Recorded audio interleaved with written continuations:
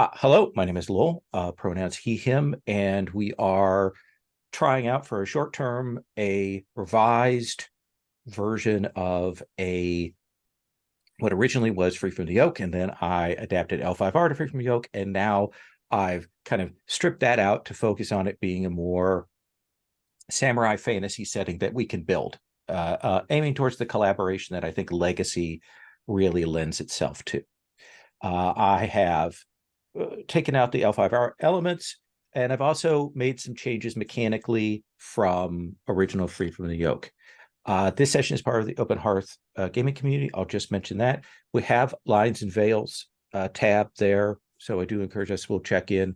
So for those of you, you see me skipping a little bit over safety, but this is kind of a continuation of some things that we had done off camera. So we've got the Lines and Veils, we have Open Door, we have the X card as the tools in use and in play here. So to talk about what's changed in this version, number one is a lot of the history questions have been stripped out and moved to a kind of collective section. And so that the group can kind of look at those and make some choices on that. That's sort of the big structural thing about the order in which we go through and do things. We've still got a map building phase. I will share with the group here a map. Now, this is the first time I've tried a Google Jamboard, but this allows me to put the map as the background so it doesn't get moved. So we'll see how this works. So this is another experiment. So a couple of the big changes from standard Free from the Yoke. Number one is influence is a little more like Legacy in that you can have like multiple levels of influence. By default, you can have up to 2 influence on another faction, whether that be a PC faction or an NPC faction. And there have been some changes accordingly to what you can, how influence interacts with some things. So that's one of the big ones. We have added in a kind of a study move. We've also modified the lend aid so that even if you don't have influence on someone, you can step in to assist or interfere. And there are some rules about that. Another big thing is we've eliminated all of the gear picks and the prepare and provision rules from Free from the Yoke. While they were very interesting, they were also a speed bump when you zoomed in. So instead, what you've got is your clan gives you a set of possible things, and your role gives you a set of possible things, and it ends up being about 12 things. And during a zoom in, you have 3 supply. And what that means is during the zoom in, you can mark a piece of equipment and use them like a total out of all that equipment up to 3 times. And equipment can be used to give yourself a bonus. Weapons, it can be used to do additional harm. Armor, it can be used to prevent harm. In other situations, it's basically, I think that this would help me, so I want advantage forward. You also have followers. Followers are also in that gear list, and they can be marked to send them off to do something, or you can use them for an advantage. So you've got a nice tight list of 12 things.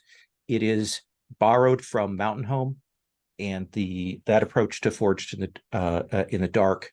In Mountain Home, there's a whole thing about like you have that much supply for the entire year at a very tight system. We're not doing quite that tight, but that is the approach here.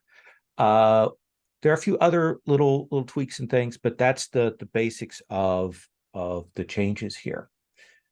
So what we're going to start with is I'll talk a little bit. We've got 8 playbooks for our clans. And these are thematic ideas of what we have here. So I'm going to go quickly through those, and then we'll talk about what people might want to be interested in, and then we'll talk about building the foe, building the background for the world. But you don't have to necessarily decide your clan now, but I want to get that in your heads. We have the Borderlanders, and these are the characters that lie at the margins. They define kind of what is outside the empire. They get to make that decision. They get to set that. And they also get to say how the empire interacts with the lands outside. So that's a key idea here. They have a little bit of the idea of being animal handlers.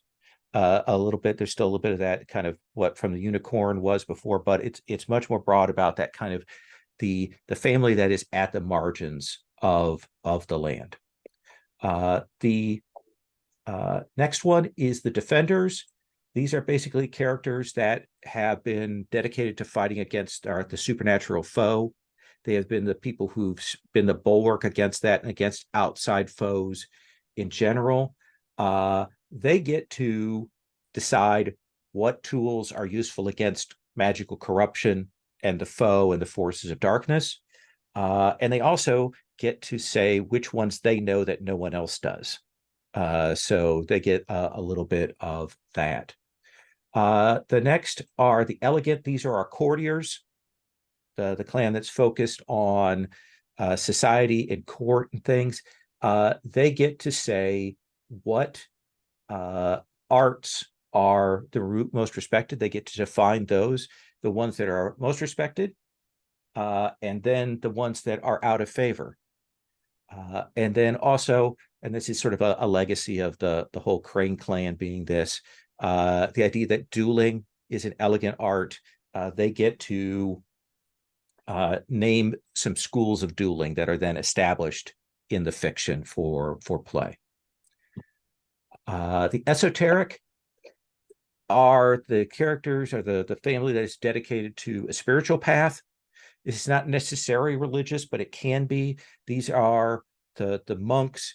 In classic Japanese society, we had whole orders of warrior monks. We had Taoists and we had Zen Buddhists.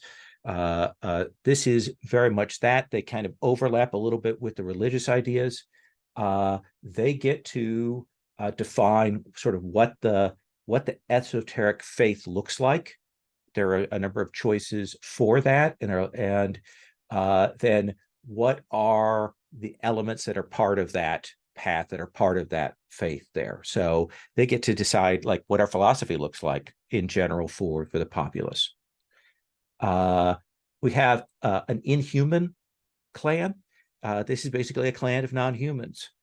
This is something a little bit different than before, and you get to say, which non-human peoples have a presence in the empire, and then you get to establish something about what the relationship has been between the non-humans and the human empire. The martial clan is our warrior clan. They get to say what military matters look like. Is it purely skirmishes? Is it personal duels? Is it big battles? And they get to say like what are the pieces that are dominant on the battlefield? What are the forces that we're going to see there? The mystical is our magic using clan, our Shugenja. And as you can imagine, they get to make choices about what magic looks like. They get to say, this is the kind of magics that exist. And then, how are Shugenja treated? They get to define those things. And we'll skip over the alliance. The last one that we are going to play, even though it says not in the thing, is the calculating. These are our schemers and plotters. They get to set up a number of secrets that exist in the world. They're going to choose 3 secrets. They're going to share those with the other players. And then they're going to choose one of those that is, in fact, a falsehood that they have set up potentially as a trap for people. And then the other thing they get to decide is what groups or factions outside of the clans have political power in the setting. So they do some decisions about that. So the 2 that are left off are the alliance, which will eventually be a kind of alliance of minor clans, and then the seafarers, which is essentially the equivalent of our previous Mantis clan for that. But I think 8 is a pretty good number to start with. There's a lot there. I've made changes to some of the moves for the clan playbooks. I've tried to make them, how do I put this? I went through and I looked at each move and I said, would I pick this? And if I thought, no, I would never pick this, then I've tried to rewrite it to a point where it looks like something I would pick. Because while I do love Free from the Yoke, and this is a conversation Alan and I think had before, Free from the Yoke aims to a sort of realistic, like semi-historical thing. And so the moves and things like that are pulled down a little bit to match that tone. So I've tried to raise that tone up a little bit. So we're going to go to this new setup sequence, which is at the top. And the first thing we're going to decide is what seems interesting to all of you as a naming convention for our clans. We can choose one of these categories, or we can say that each clan chooses something of their own sort of ilk, of their own choice out of that, as a combining. I've put examples of naming conventions based on creatures, things are abstractions, metals or crystals, wood, and flowers. There did come a point where I was running out of options, so but I tried to put those out there. So Alan, any thoughts on that? I am going to kind of go around and we'll move who I ask first on this. In an effort to put a bit of distance between us and Legend of the Five Rings, I guess I would want to avoid creatures. Okay. At this point, and unless we're going to have something novel like the Thunder Ibis clan by combining two together, maybe. But okay, that's my opener. Okay, David, what do you think? Yeah, I'm happy to avoid creatures. Though yeah, maybe the dual one is a possibility. That I do like Thunder Ibis. But no, I'm wondering.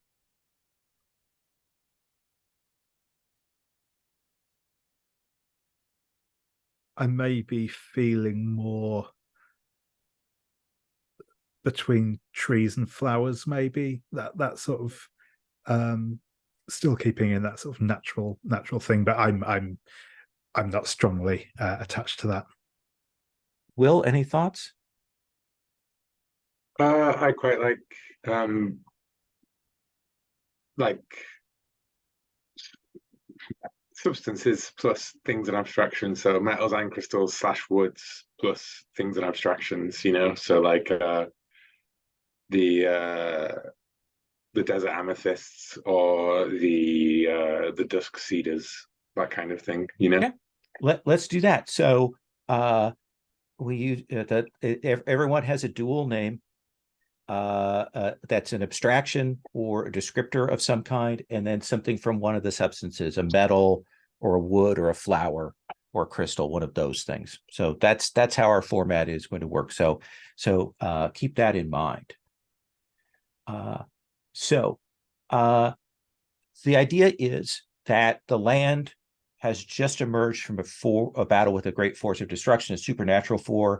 This foe involved chaos, betrayal, deception, magical corruption, and the emperor and the imperial line that had existed for a long time. The emperor died during this war, and we'll talk a little bit about who has taken over after that. But the emperor has fallen, and it devastated the land. But somehow people rallied around this new figure, this new leadership, and were able to overcome. And so we've got to decide what we think this dark foe is. And I've got a list there of what those possibilities are. And there are a list of suggestions. There's also, open to something else. And then there's also the idea of a combination of those things. So David, I'll start with you this time. Any strong thoughts on which ones of those are interesting to you or not interesting to you? I'm quite into, I think, the fallen lord whose dying rage called something horrible into themselves, or maybe an ancestor summoned to the present, possessing strange powers, possibly combined with something which possessed and corrupted the emperor. But I quite like that idea of a sort of spiritual presence. I'm not particularly feeling the Titanic beast spawning new monsters for this one. I don't think. I mean, in general, I think that's quite cool. But yeah, I don't know. I'm feeling the kaiju particularly for this run. Fair enough. Fair enough. Will? I suppose I quite like the corruption of a cameo or the potent supernatural being, like a one of the lords of the celestial bureaucracy kind of thing being corrupted. But I think it'd go with maybe the fallen lord whose dying rage called something horrible into themselves, maybe as like a combination of those two things, like the anger of this fallen lord, that anger reached up into the heavens, broke something up there, and that figure came down and possessed that lord. Yeah, something like that. Yeah, like that they were but that perhaps their dying rage corrupted was so great that it corrupted the heavens itself, or whatever travesty drove them to such a thing was such a dishonorable event that it gave that power to it all, kind of thing. I'd like to avoid the emperor, I think, just because that's very similar to the Rokugan setup that we had.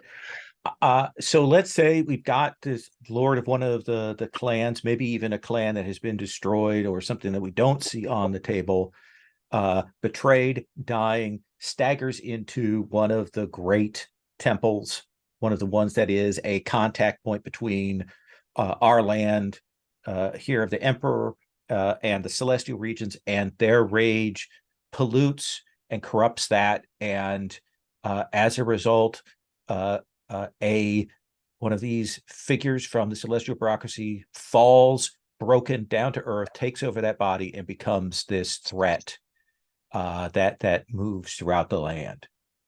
So that's our dark foe. So we can imagine that this is a fairly recent thing, in the sense that this has probably only been going on for a couple of decades.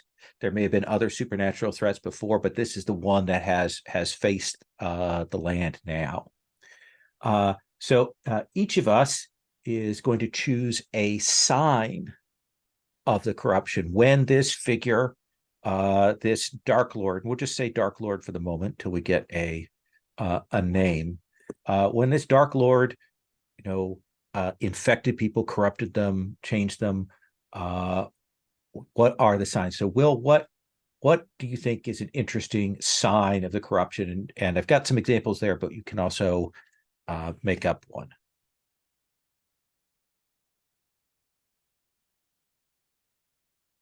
You are muted. Those are good ones. I was just saying, what are the signs of the corruption? I quite like empty breath, I think.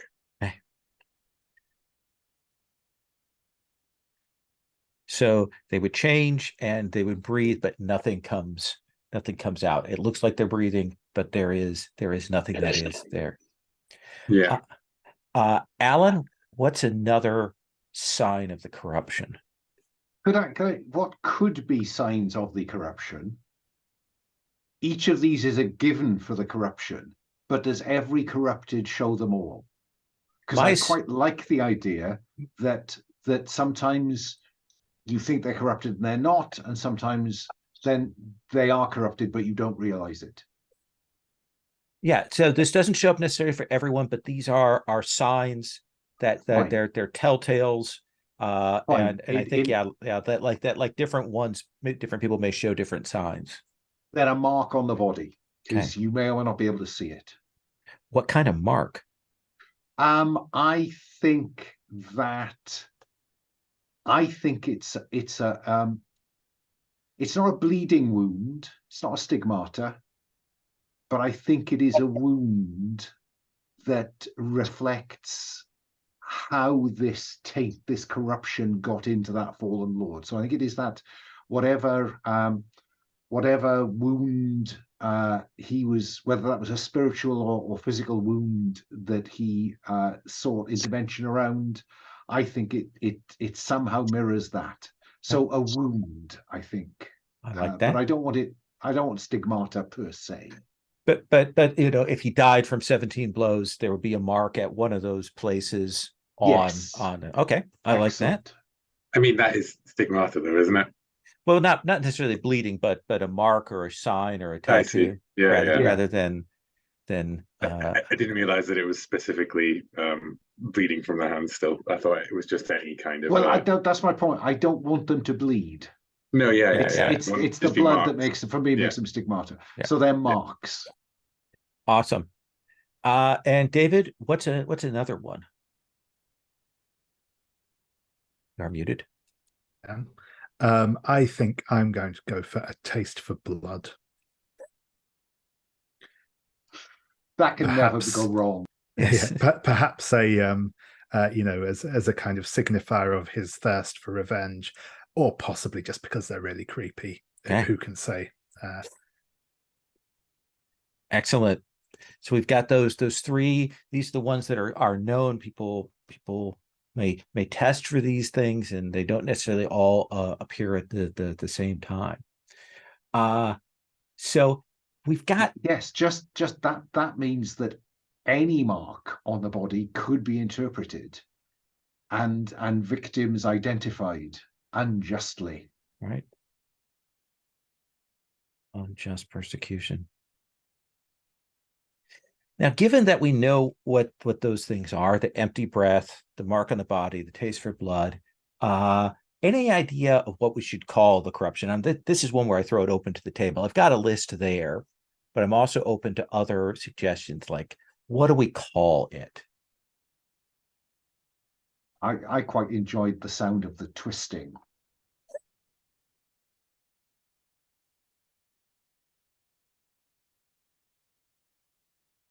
Other thoughts? Are people good with that? I quite like the ashen breath as well. Feels quite appropriate, but I'm happy with the twisting, and I think that's possibly a more usable term for referring to them as the twisted sort of thing. Will? I think I'm good with I think maybe I'm almost tempted by like the twisting breath. Okay. But maybe that's a bit too overwrought. Thoughts? Because I think maybe there's like the twisting breath, like is the corruption, and then the twisted would be the those corrupted by it, Oh, I like that. Yeah, that sounds good. Because that implies the twisting is contagious. Yes. Yeah, absolutely. But well, I mean, it must be in some way, right? Right. It's corruption. It spreads. We know that. I also like there's a sort of visceral for me of the idea of the twisting, that when someone gets corrupted, there is that maybe sound of the muscles and the bones shifting there, particularly creepy elements that could work. So our foe, we know this Lord, we know this corruption that is spread. What tools do then this is essentially was used by the foe, and then the remnants of the foe that remain, those that were corrupted or whatever, what is kind of the remnants that are still around in the world of this foe? David, let's have you start and pick. Certainly. Again, lots on here that feel appropriate.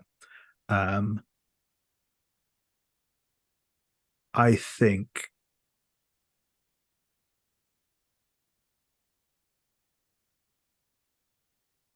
I'm going to stay kind of on theme and say murder cults. Okay.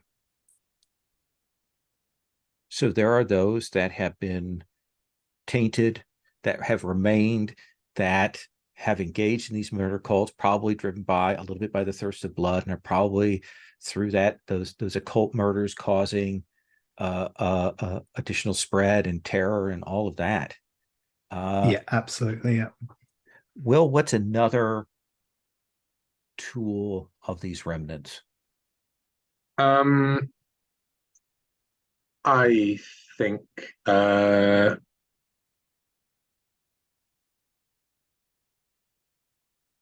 think infernal pacts. I think that the corruption of this divine being was about breaking some sort of contract and thereby upending sort of like the celestial rules that prevented or governed such things, and therefore, it's kind of like that suddenly things from beyond are able to make deals and pacts with the mortal realm due to the falling of this celestial being. The sacred laws, those in heaven have been broken, and new things have been writ in to try and keep the world together, and that has allowed these forces entry. Yeah. So even though the god has been dealt with, the foe, whatever, that we still have a passageway. Nice. Alan, what's one more? I don't see why it just should be people who are twisted, so I would go with transformed flora and fauna. Okay.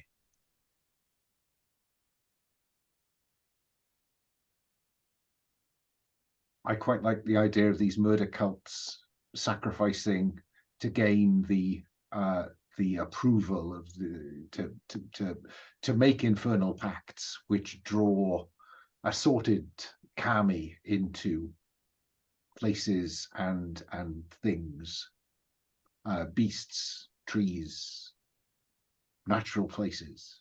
Do you think that they show different signs, or they reflect the same signs as the corruption?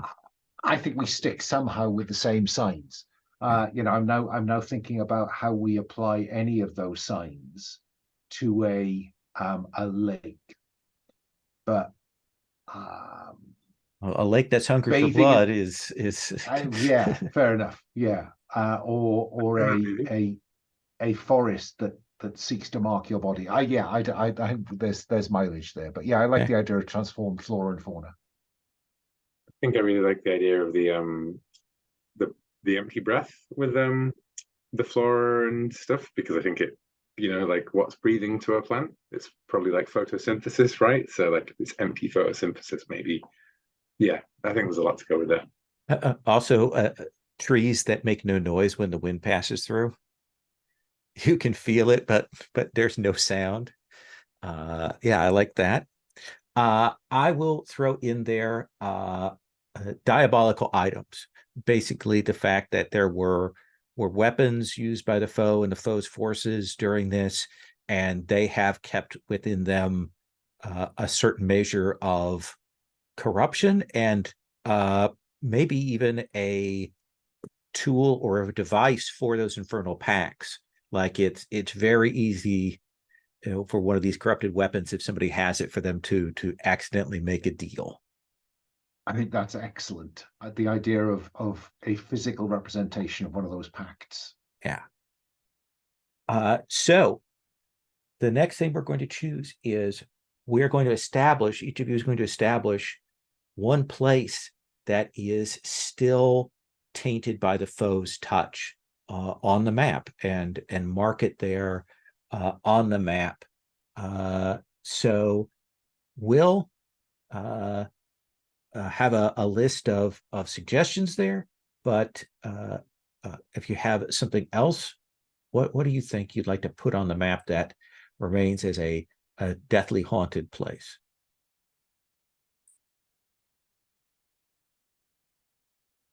You're muted. I think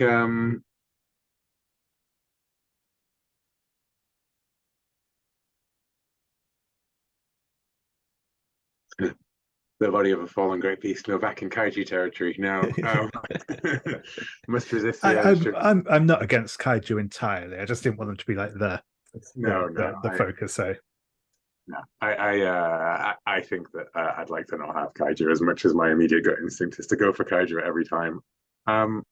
I think maybe a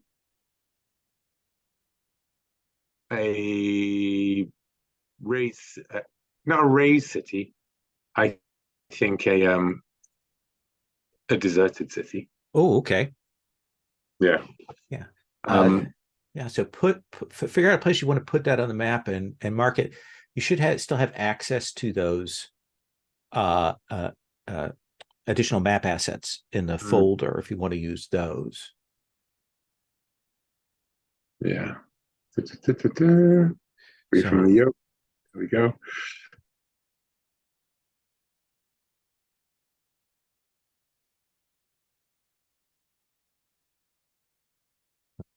Now I'm to spend forever choosing which image of all course, of the images. Yes. The right Well, one. I'll move on to Alan while you're making that pick. Alan, what would you like to add? I think I'm trying to imagine the plot arc for this corrupted individual, and somewhere in that there has to be a massacre site. Okay. Like you think it was early on or late on, or was it the massacre that he walked away from, or was it a massacre that he did? I think it's a massacre he did, because I think that he may have escaped a massacre, but he's not corrupted at the point of massacre. So I was torn between temple complex, shrine, graveyard, somewhere where he established or broke that pact, whichever way we're looking at it, and then imagining perhaps a massacre, and how does that then relate to this deserted city where he's, his beasts and swept a city clean or caused them to run for it. I don't know. So, but I think there has to be some ancient massacre site littered with bones. Okay. Yeah. So go ahead and put that on the map and name it. And David, what about for you? I think I'm going to go with an empty dojo. So I think this is a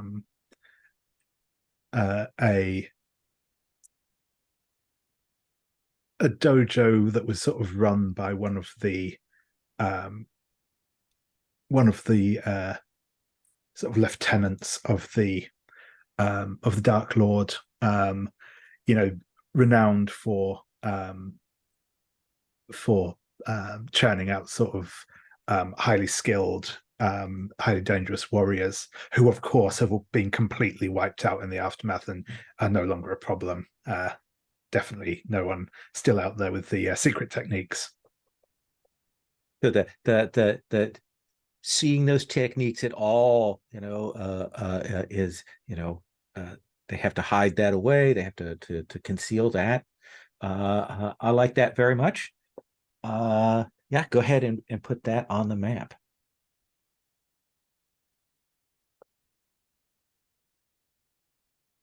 For the city, how do we feel about maybe it being the former capital, or maybe just the former second city? Either way, I'm good either way. Anyone else have any preference? I quite like the idea of it maybe being the capital, just because then it ties into the emperor being the falling of the emperor. We have a project for rebuilding the imperial capital as a thing. So yeah. So reclaiming the silent city.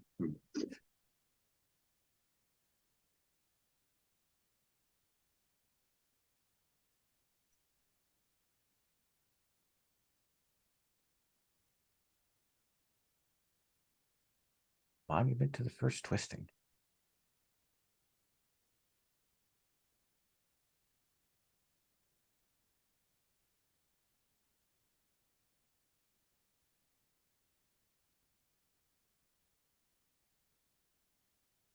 Because I think the the consequence of that massacre was the creation, perhaps, of his first horde.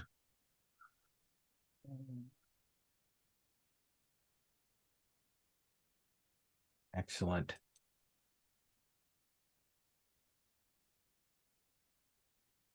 So what we're going to do now is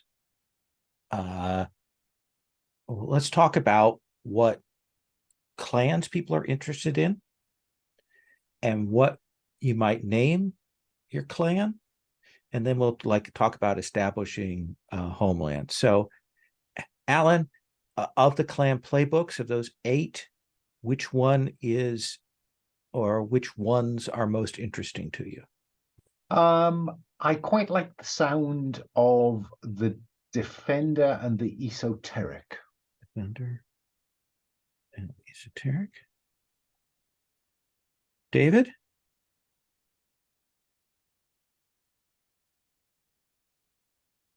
So I'm mute again. So yeah, I think I'm most interested in maybe going for the elegant, but I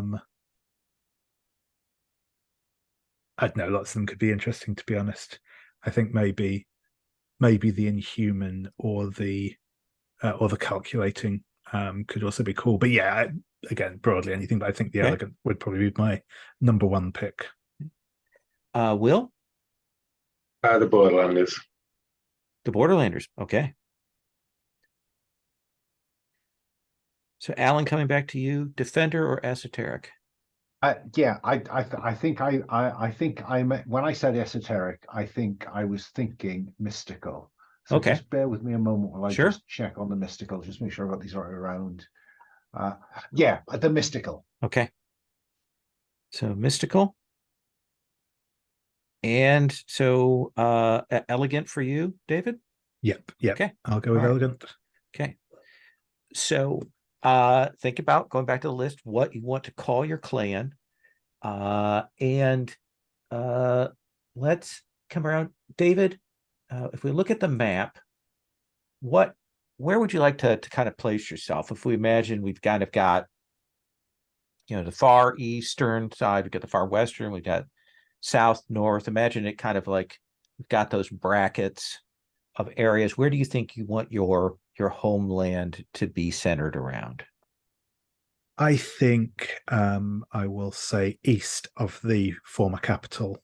Okay, so maybe like just east or further east? Yes, I think kind of in that space between the School of the Hidden Moon and the Silent City. I think that's kind of a heartland area essentially. So name your clan, and let's do this in italics, but put the name of your clan lands on the map, sort of in that area, so we kind of know where you want that to be.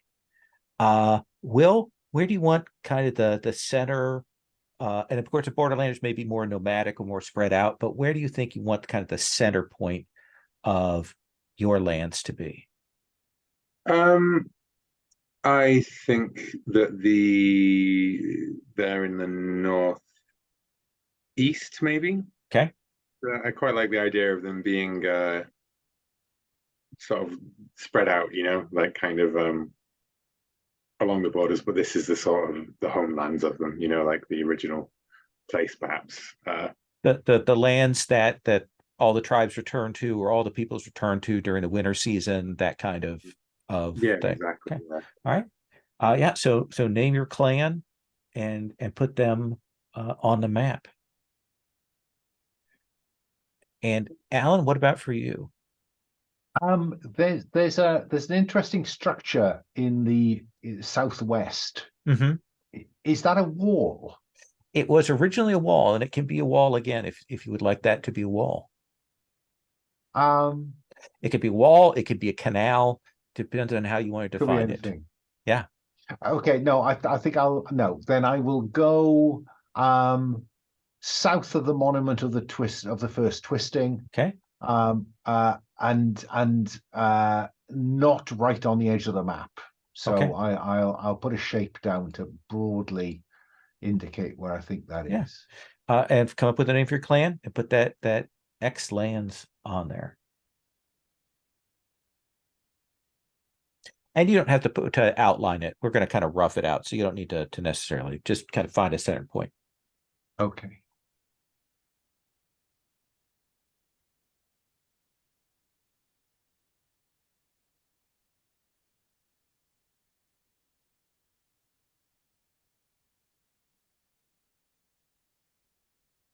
Is the Jamboard pretty easy to work with? Is it just like the drawings tools?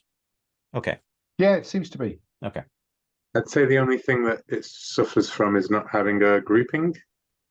Hmm. You can group titles with text boxes, with images. Sorry, text boxes with images. You know.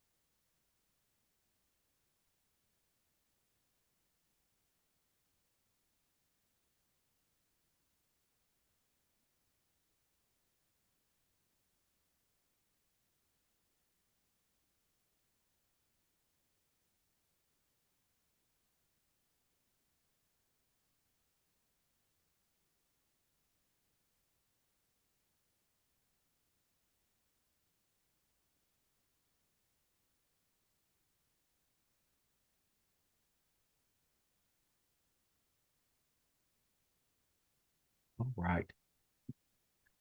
So we've got those sort of general clan areas, and eventually we'll add in some NPC clans to kind of fill out the ranks of those. But these are the ones, the PC factions that are on here.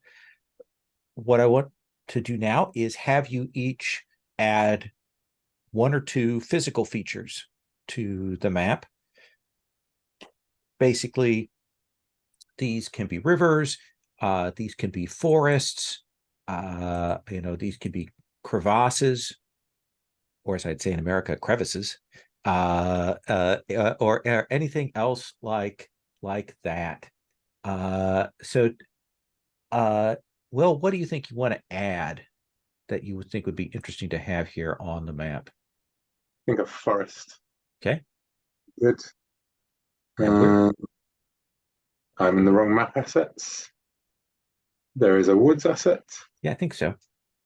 Yeah, there is. And which one's the densest looking woods? I think this one.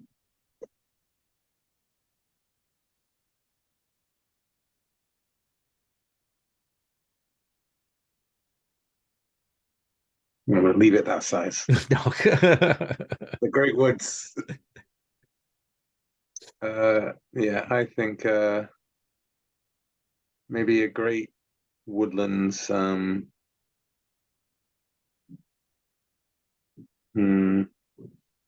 Just to the not in the middle of. No, you know what? I'll put it down near mine, down on this peninsula, perhaps. Okay.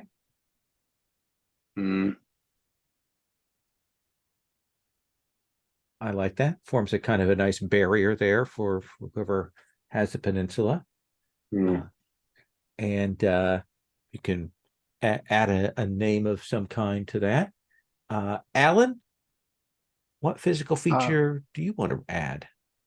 We have to have a great river, don't we? Yeah. I mean, that's just a no-brainer. We'll get to see how the pen tool works now. Well, indeed so. Yes, yes. Let's try that. Oh, hang on. I see what's going on. Hang on. Let's try that.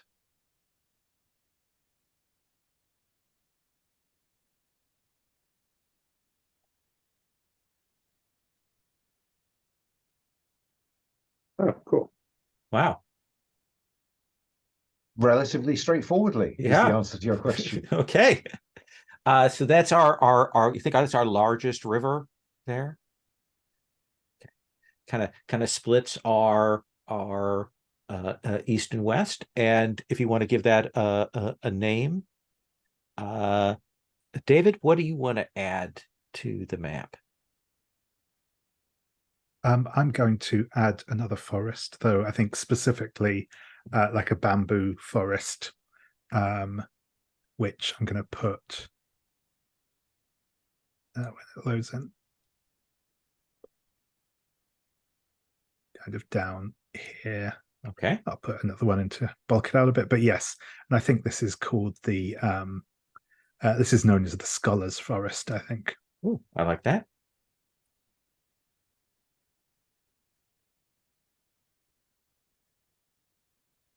Oh, nice job with the bamboo there.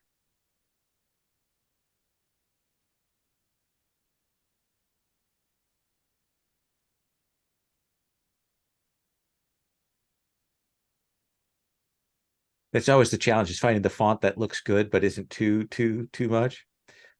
Will, do you want to add another physical feature to the map? Yeah. Think what have we got so far? We got forest, we got a river. I want to add a bridge. I think Okay.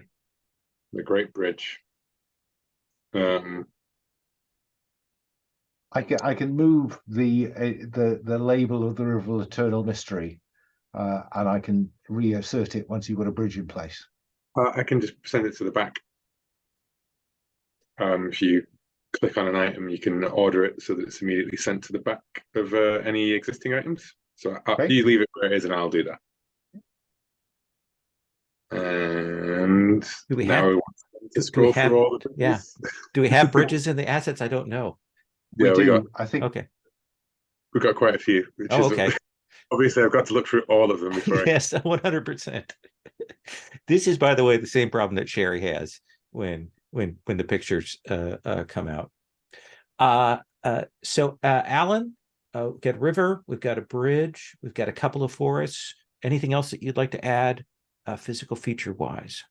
I mean, we've already got some mountains and some existing forests. I think I might want a lake Okay. as person in charge of water features. Now, yeah, let me see what I can do with that.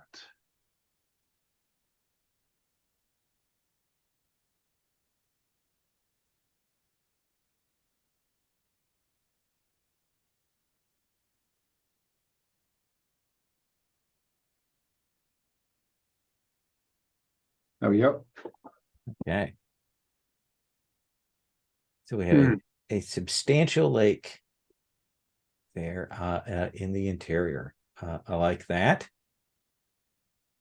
I will put a thin drawings. river. Sorry, I will put a thin river connecting it to the sea. Absolutely. Just to say that, interestingly, it seems as though the drawings are always on top.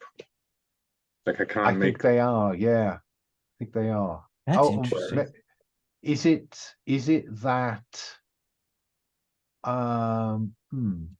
Because bring to front Yeah. should mean everything. It doesn't matter what's laid on top of it; it just goes straight to the front. Whereas, Right. I mean, it doesn't matter. It's just an interesting thing to note for a new tool, right? Oh Yeah. yeah, and you can't, it appears, then highlight either river or lake to move them as an item. Interesting. But you can erase them, I guess. Hang on, though. Yeah. Well, hang on.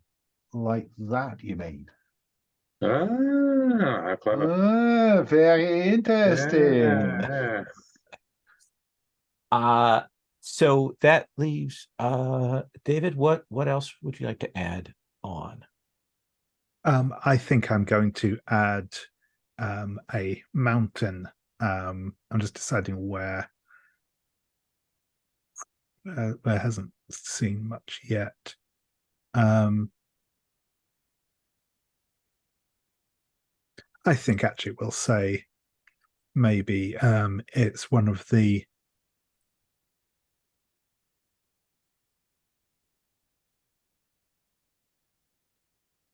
perhaps one of the sources for the river. Okay. And these are the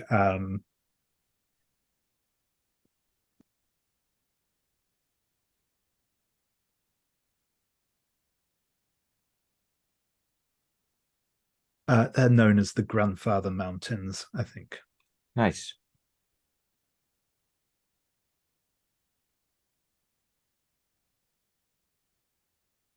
I like the size and the look of that. Alan, you did a good job getting the lake overplayed on the thing.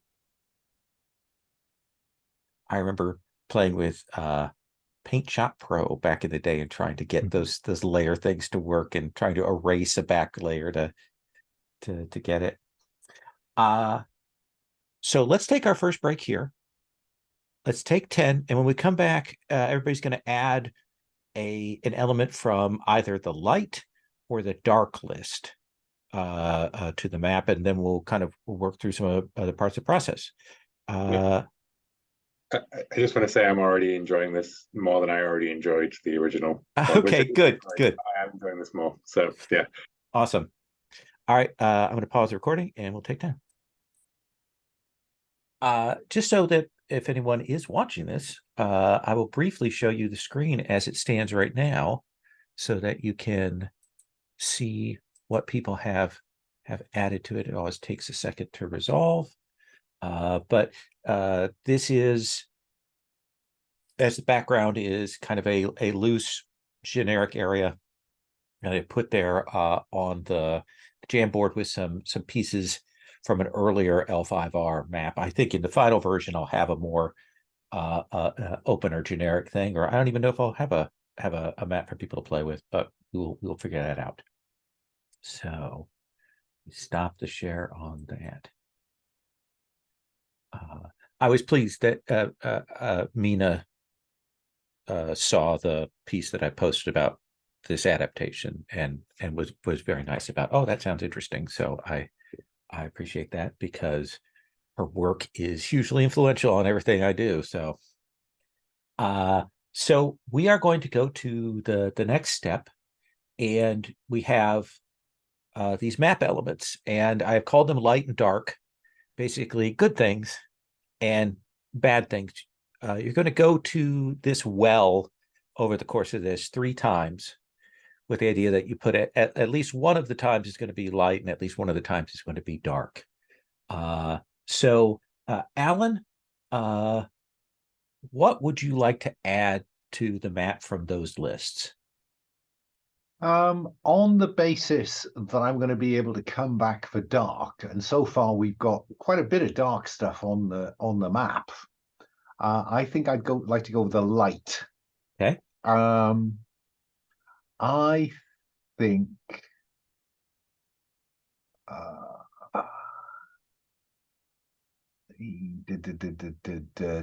I think I'm going to go with an Academy of Artisans. Okay.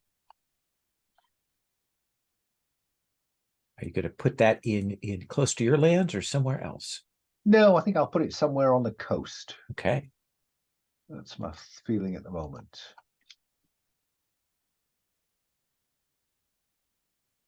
And then the fun bit is to find an appropriate.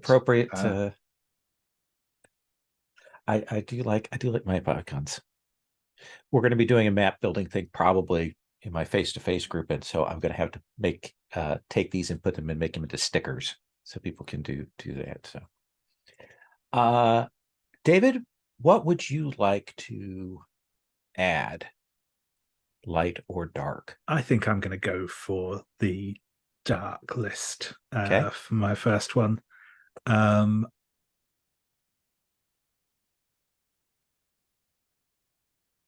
quite like that one.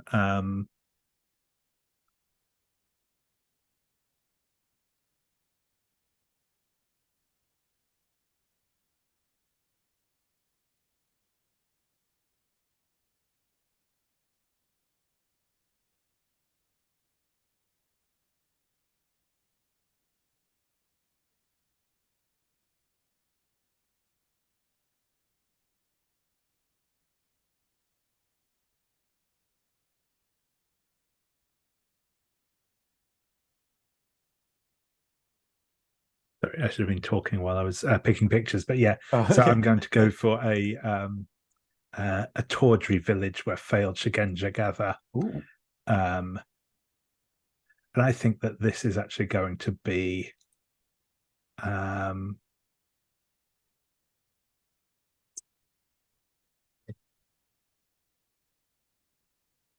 on the coast. Okay. So oops, well, you can rotate as well, apparently. There we go. Which was not what I was attempting. So yeah, I think there's this kind of, like port town come washed out Shigenja place down on the coast, generally a bit seedy.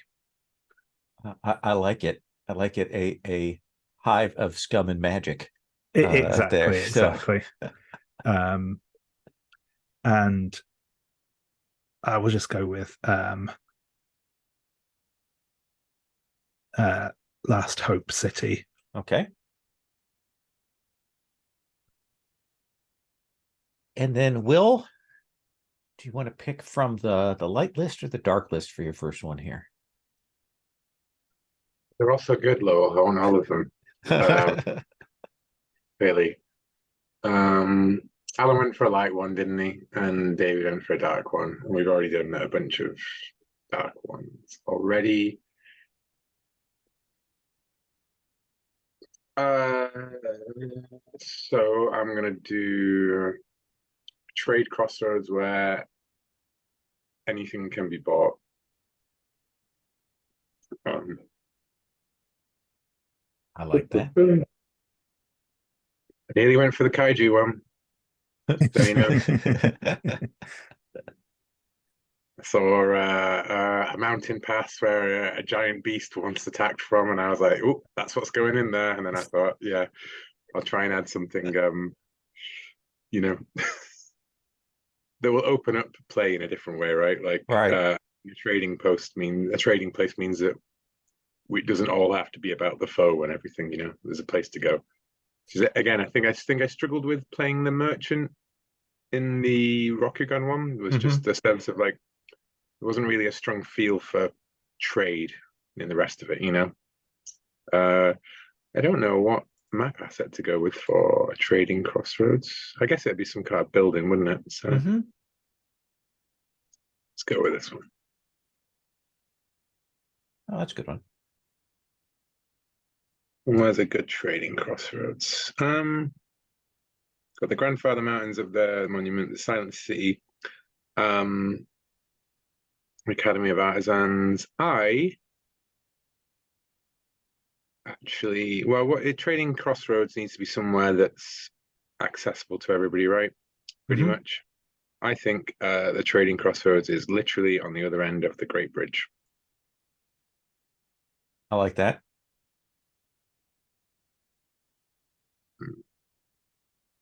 You call it the Earthly Bazaar.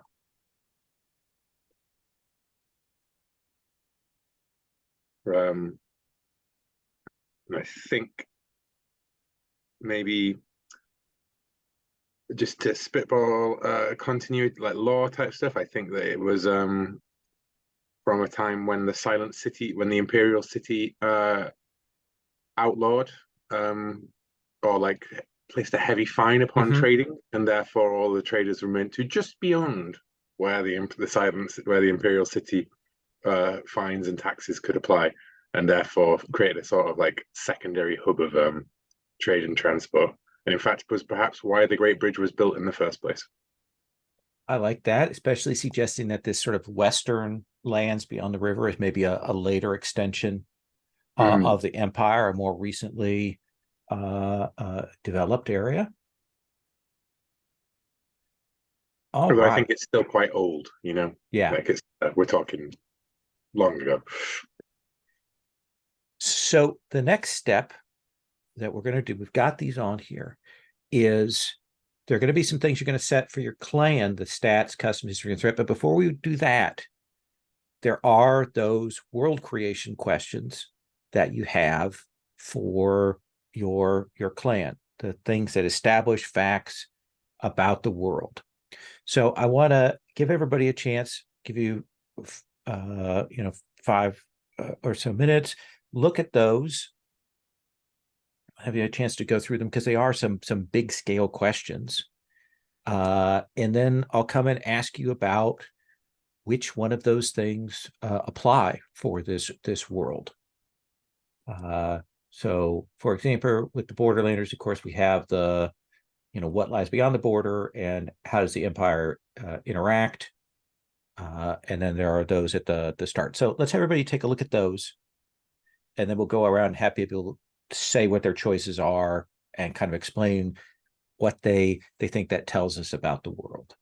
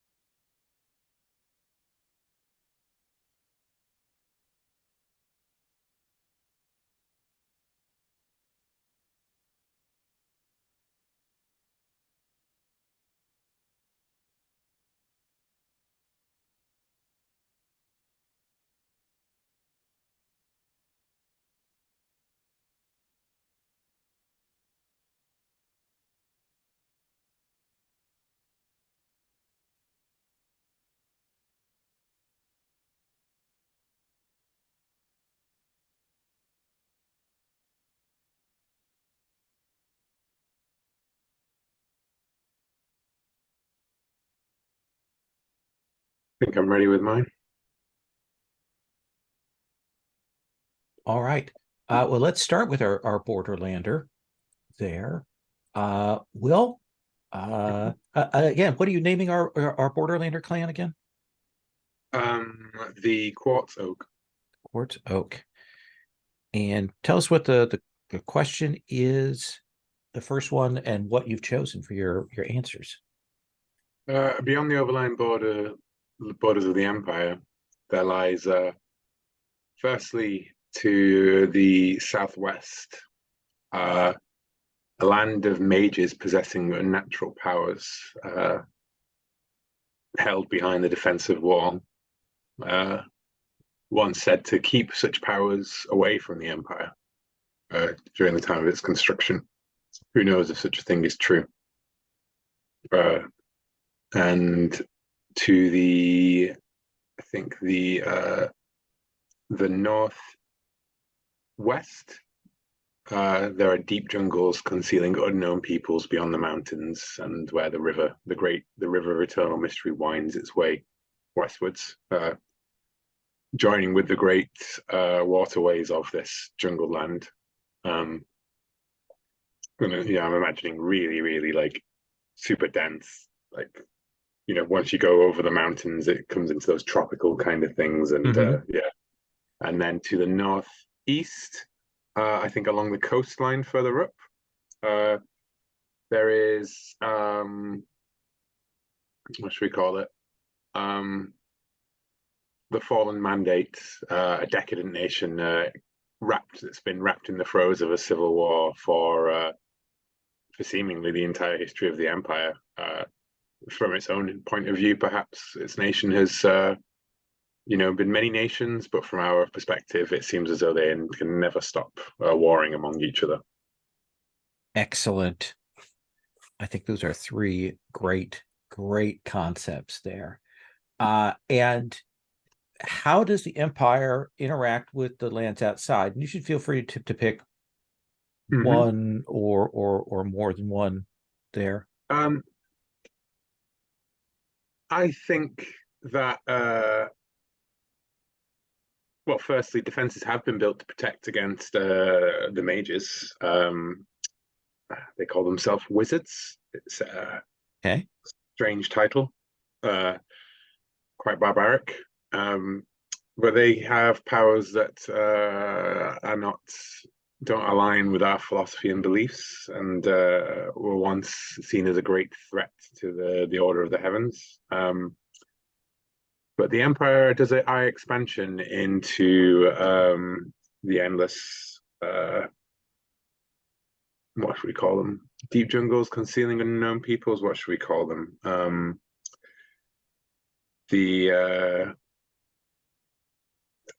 Just the endless forests, I guess. I like the endless there. Yeah. Yeah. The Emperor eyes expansion into the endless forests, as there seems to be no organized, civilization as such against us. But generally speaking, think that the land of the fallen mandate, I think smugglers provide most of the trade with an information about these lands, but I think it's more along because of their ongoing civil war. We, the form of the clans, the empire, can never trust to the words and the bonds of the fallen mandate. So therefore, it's only those who, the smugglers basically, who can beyond what's essentially a war zone. I like the that. coastal wizards, yes. Interesting. Yeah. Would you say they gather together? Yes, and they've revised their school of magic at least 5 times, I would say. Yeah. Each season brings a new keyword. So Alan, let's come to you for our mystic here, and I want to make sure that are you cool with the wizards that Will has established? Oh yeah, they're not wizards. They're wizards. No, that's all just rumor. They have no talent at all. And my starting question is, sorry, I need to find my starting question again because I've forgotten the question. The question is, your family defines magic. Tell us about the source or sources as well as general feeling. I would like it to be elemental in nature. Is elemental? We've got rivers and lakes and forests and mountains. It needs to be elemental. And then in terms of, I have to. And if there's anything else you want to add from that world creation, like to choose at least one, but if there's anything else you want from that world creation list there. No, I'd rather keep it as that and then maybe build out from that in play, in circumstances. Sure. And then the other one is some things about the magical world and its relationship? Yes, I've chosen that Sugenja are treated as equal to the samurai class everywhere. And the reason is because the general populace fears magic. Okay. And I put this down in the world building notes at the bottom of the glass iris. However, to balance their power, Sugenja are, it says prevented. I'm going to change that to forbidden Okay. from assuming roles of authority. Interesting.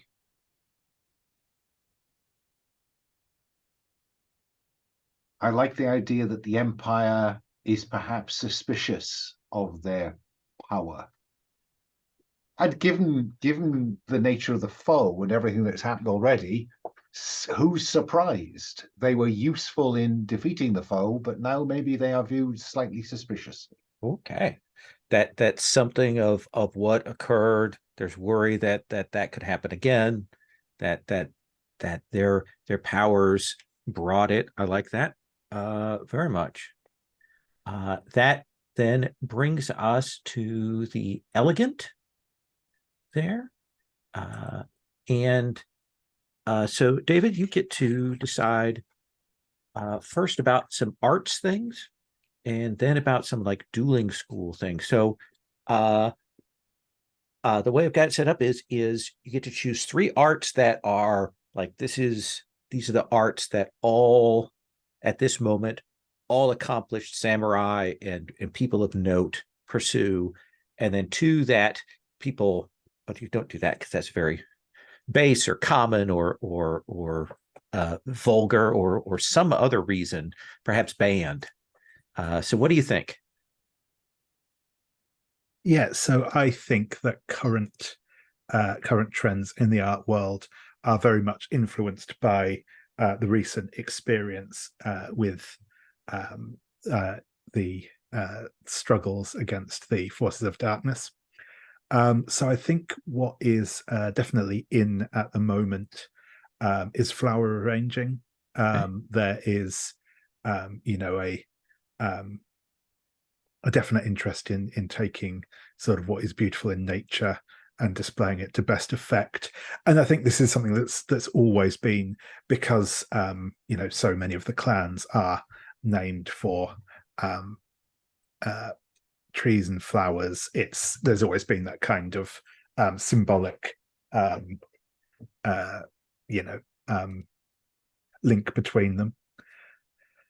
Extemporaneous poetry as well, very much that idea of kind of living in the moment and not thinking too much about what the future may bring, but living in the now.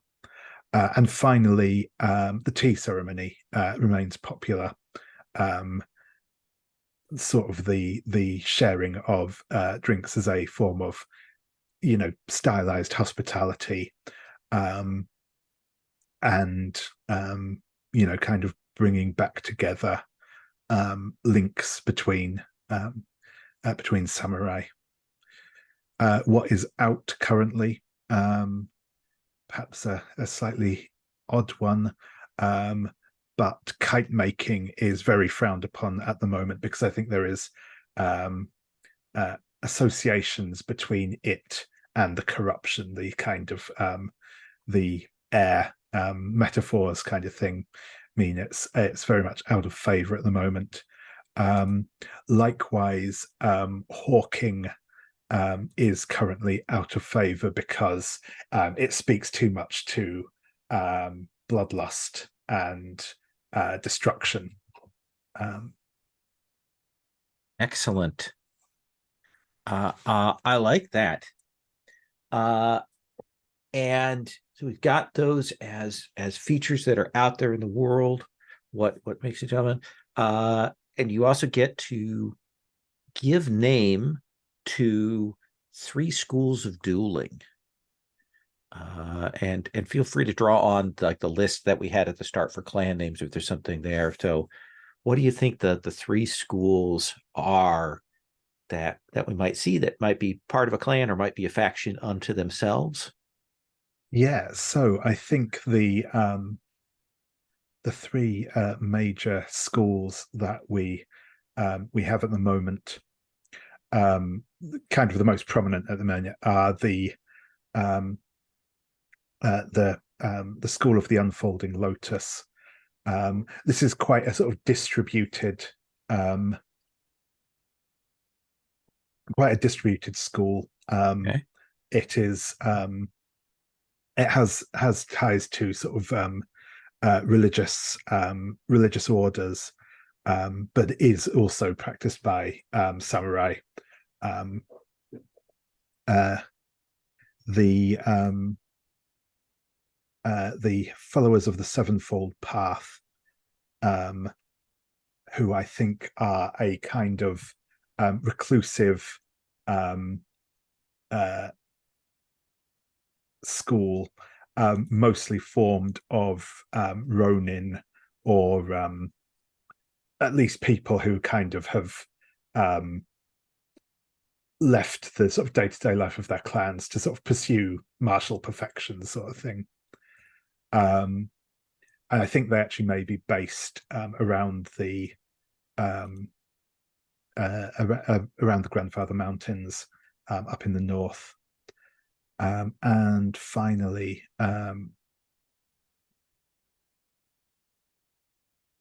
oh yeah, that is it.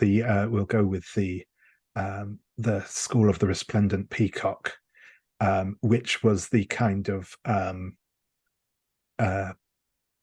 the sort of family school of the former emperor, and is kind of being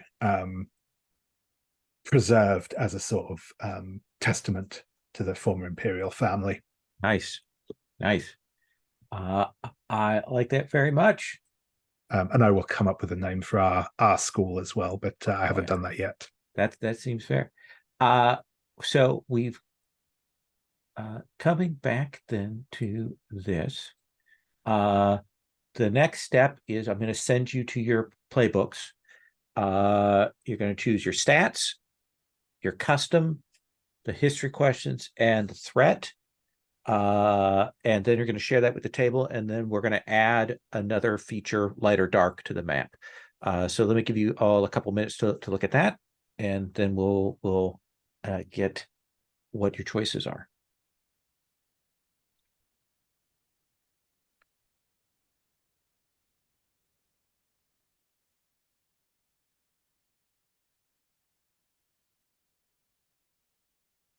So are we looking at So under your clan playbook, you'll decide your stats for your clan. You right? put these in your column: customs, history, and then which threat is sort of hanging over your clan here at the start.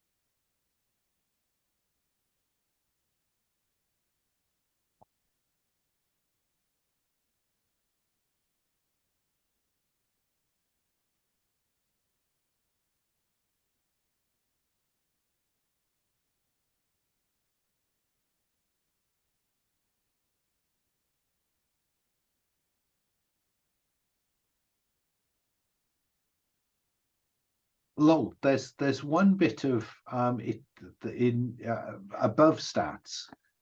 Choose family name, done that. Then name your two most important vassal families. Oh. Did we do that? No, I kind of I forgot that that's in the process. Basically, to give family names or subnames to those so you can have them as references later on.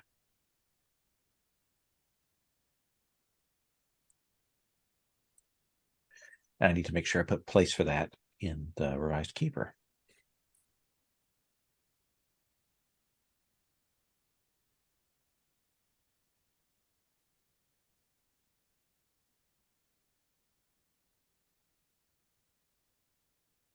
And I mentioned those are names like Yoritomo or Daidoji, like the kind of the family names, Okay. so that when you refer to your character, you have a family name.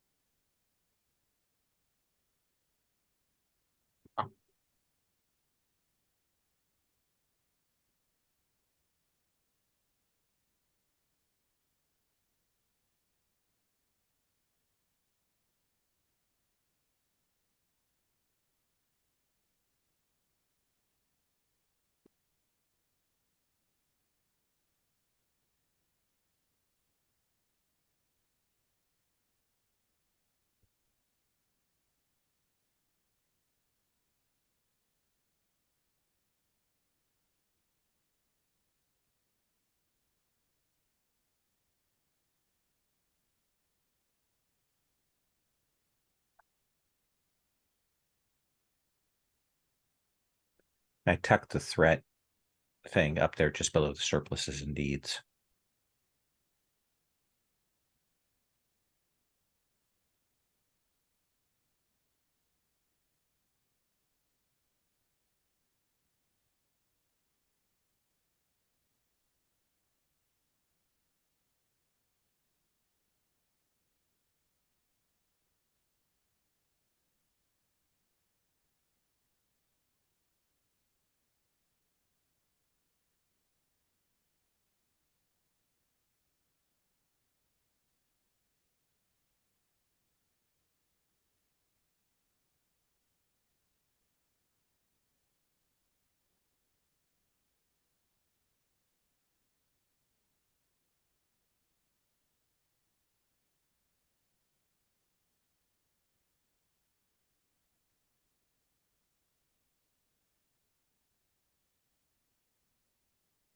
Separate notes, kind of doing alongside. Okay. Some chunks missing, of course.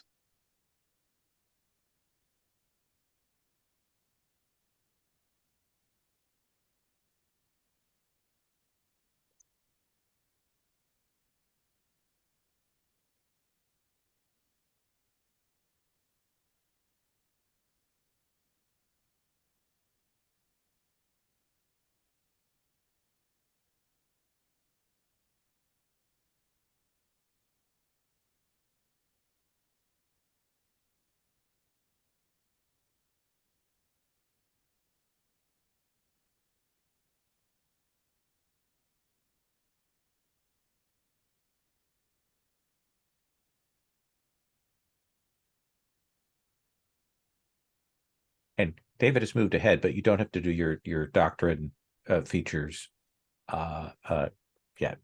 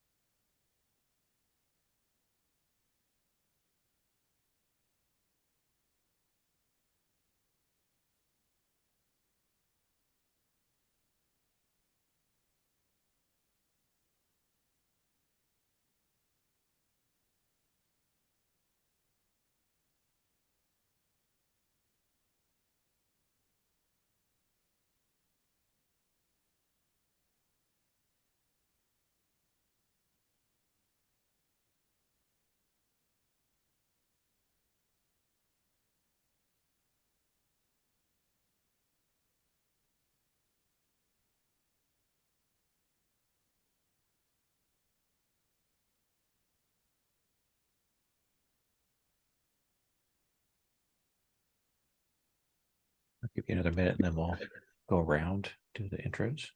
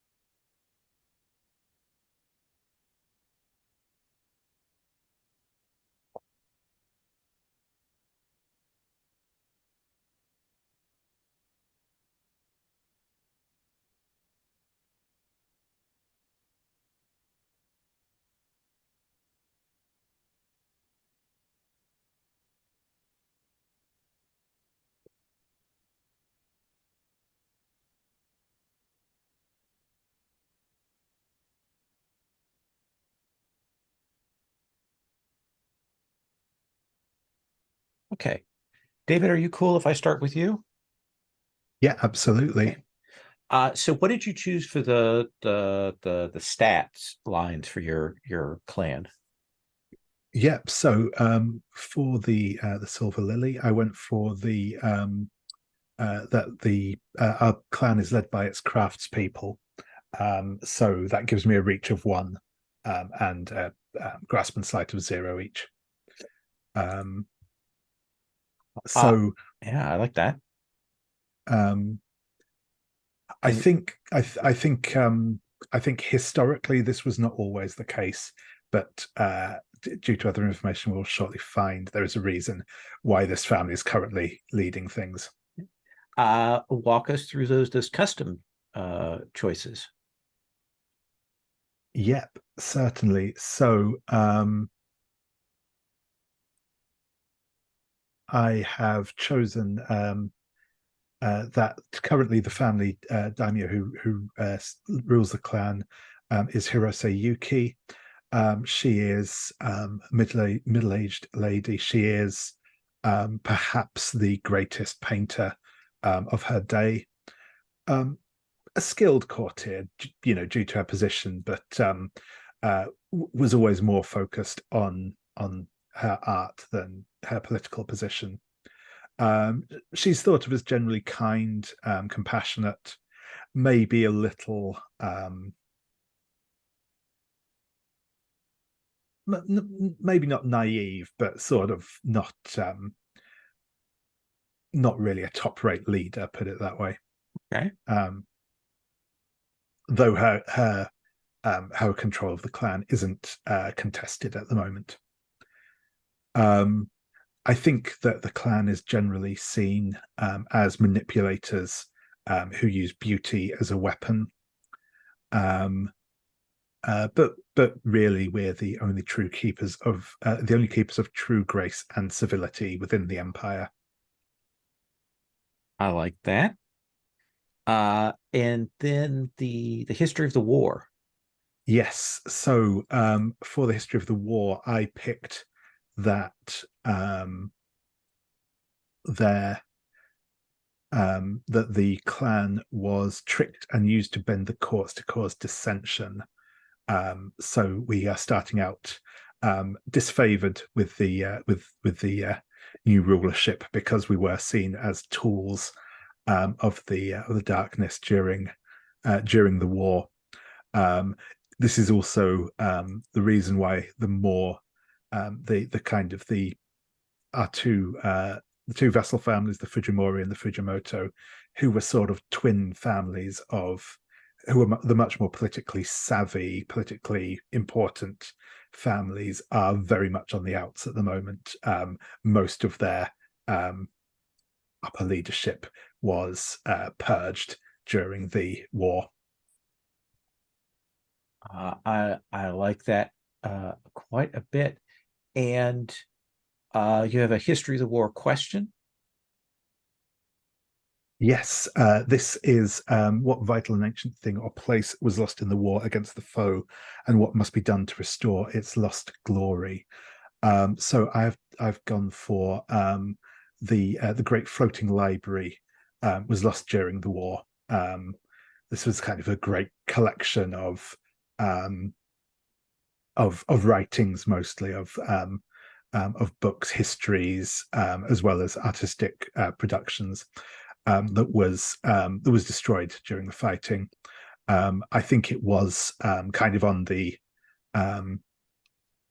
banks of the Great Lake, kind of set so it was, looked like it was floating on the water itself.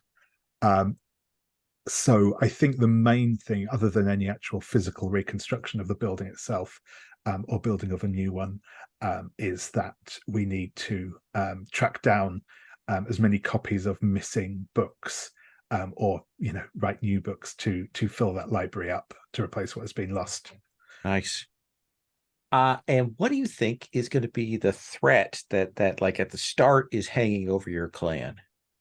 Yeah, I think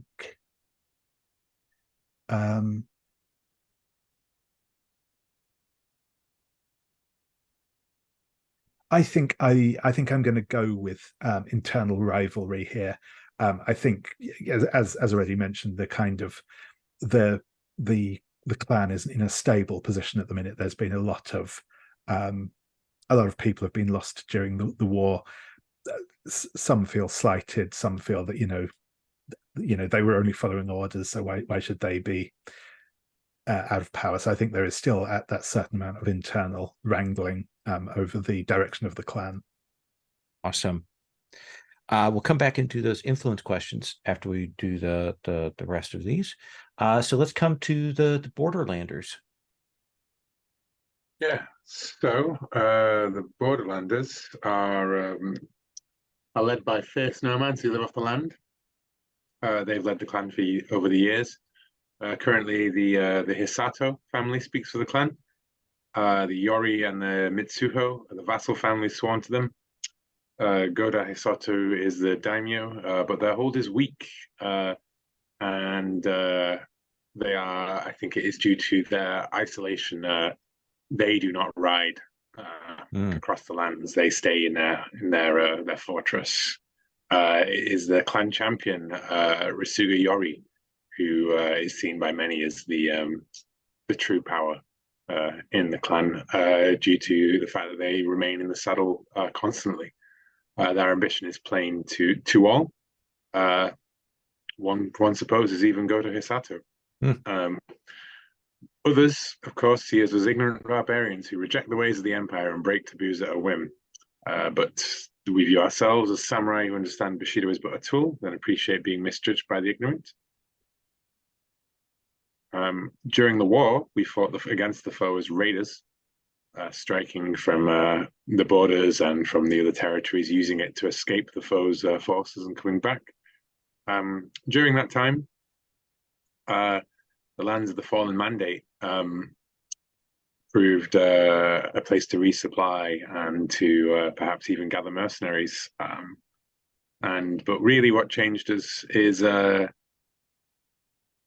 familiarity with their alchemical practices, the industrial use of chemicals, dyes, and other substances to create vivid colors, trade goods, spices, and weapons. During the war, we adapted to pertain to the twisting breath by using these dyes to clearly mark those who are clean of the taint. It was like a uniform, a way of quarantining people with kind of like, here is the dye of the day kind of thing. If you have this affixed to you, it will last for several days and people will know that you are not corrupted. And we were able to produce that, but we were also able to use their fire powder to demolish several fallen strongholds. So I don't think we've quite got the hang of it. One of those things that nobody else knows how the hell to use it, but we barely understand how to use it. So we have some form of explosive, like gunpowder. That's a very exotic thing. But we probably we probably don't have black powder weapons or anything like that.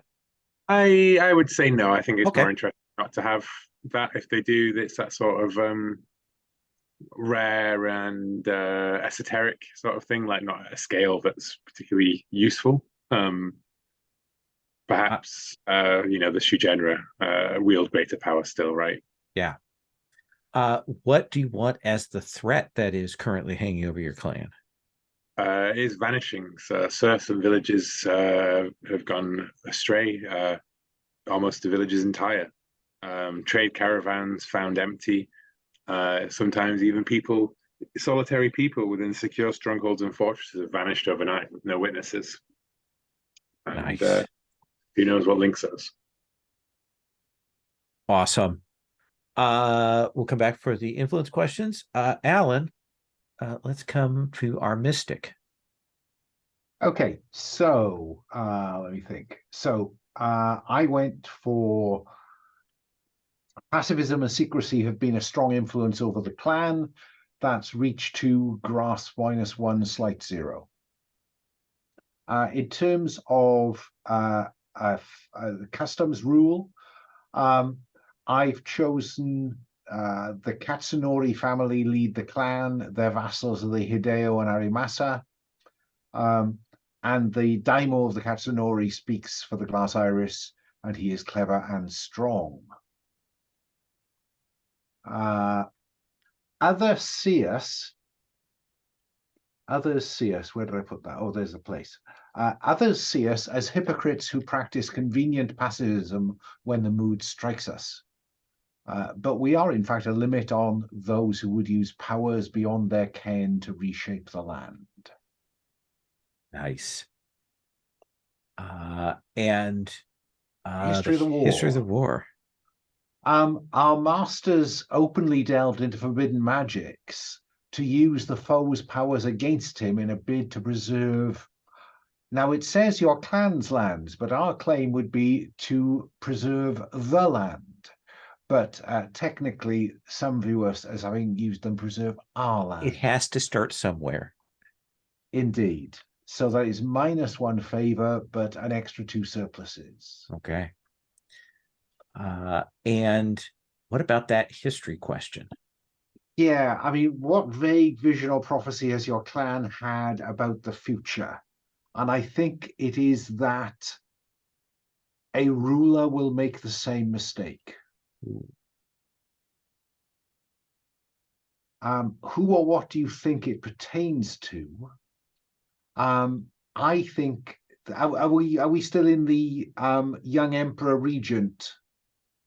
We haven't chosen that model? yet. Well, I think it's going to be someone who currently holds a high level of power. Okay. And maybe we'll define that when we get there. Why have you kept it secret?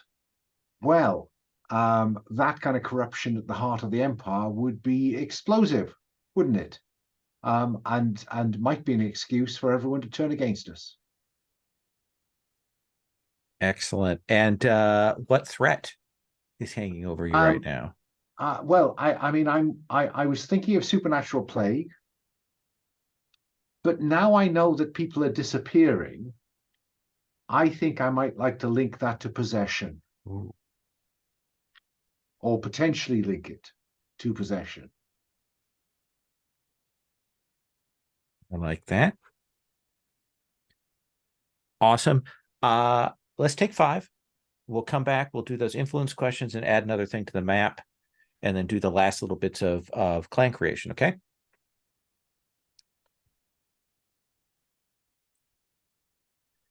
So again, there are some clans that can get moves that allow them up to 3 influence, but at the start here, you can have 1 or 2 influence on another clan. Where it says take influence without the a or an, read an it as 1 in any of the text things there. That's a change for consistency I need to make. So David, let's start back with you. And which of the 2 influence questions do you want to start with there?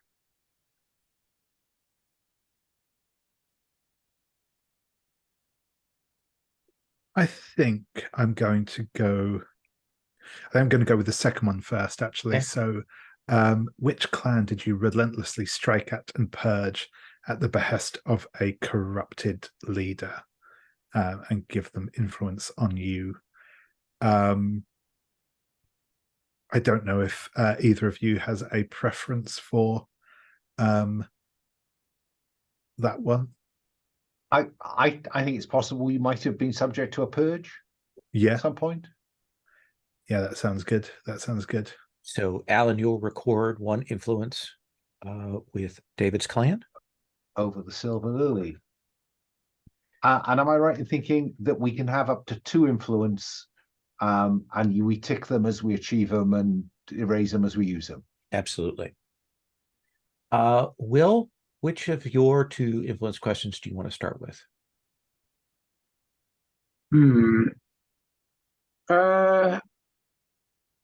Which clan has never looked down on the Quartz Oak for their history as raiders and traffickers of outside knowledge? Oh, all knowledge is good, surely. That does make sense. I wouldn't go that far. Okay, so particularly knowledge that we find out and hold safely. So, Alan, you'll mark an influence on Will's clan.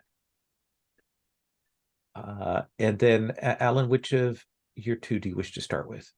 I think I want to start with which clan sent their young Shugenja to train with your clan and bolster your numbers?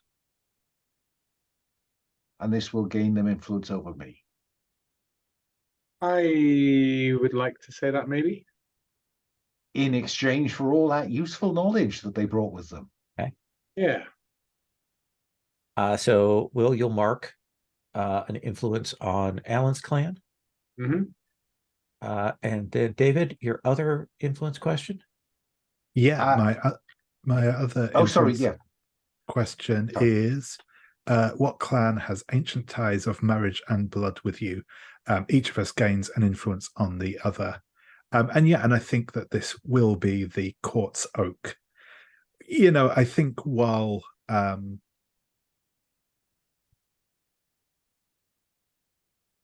perhaps publicly we aren't in favor, shall we say, of what the Quartz Oak do, I think, our clan has always respected the role that they play and maintained friendly ties through marriage.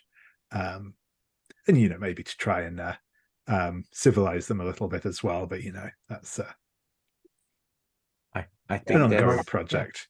I'm seeing it as like the nomads are a good way of communicating the culture of the Silver Lily across the empire as well. Exactly, and if we're going to have to, we're going to have to trade with outsiders, then at least we should be trading the very finest of our arts. That makes a sense. Alan, what is your other influence question? Which clan had streams of refugees pour into your lands during the war against the foe? Who'd like that one? Yeah, I can definitely see that being us, as we're quite relatively proximate geographically, and I think as the war turned, I think perhaps those uncorrupted members of our clan perhaps found shelter with the Glass Iris. And Alan, yes, the other half? Indeed. However, only a very small number of them did, because actually we turned you away. So you gain influence on us. Sure. Nice. And then Will, I believe that you have the last one. Which clan did we feud with before the war? I think it was the Silver Lily, to be honest with you. I think that we put our grudges aside to fight the greater foe. Excellent. So you gain influence on each other. Yeah. The influence doesn't stack, does it? you can have up to 2 influence on a particular clan. Oh, I see. Yeah. These are 2 boxes rather than indicating that they have influence over. Right. I see. Thank you. I need to clarify that on the sheet there. Yeah, because I think that means that I think I only have 1 influence over the glass iris. Is that correct? And then 2 on the silver lily now. Yeah, I think so. Yeah. Oh. Yeah, and I marked the wrong one. Yeah, there we go. So now you're going to get a chance to add another physical feature to the map before I kind of send you back to your clan books. David, did you put a light thing or a dark thing last time? I did a dark thing last time, so Okay. I'll put a light Yes. now.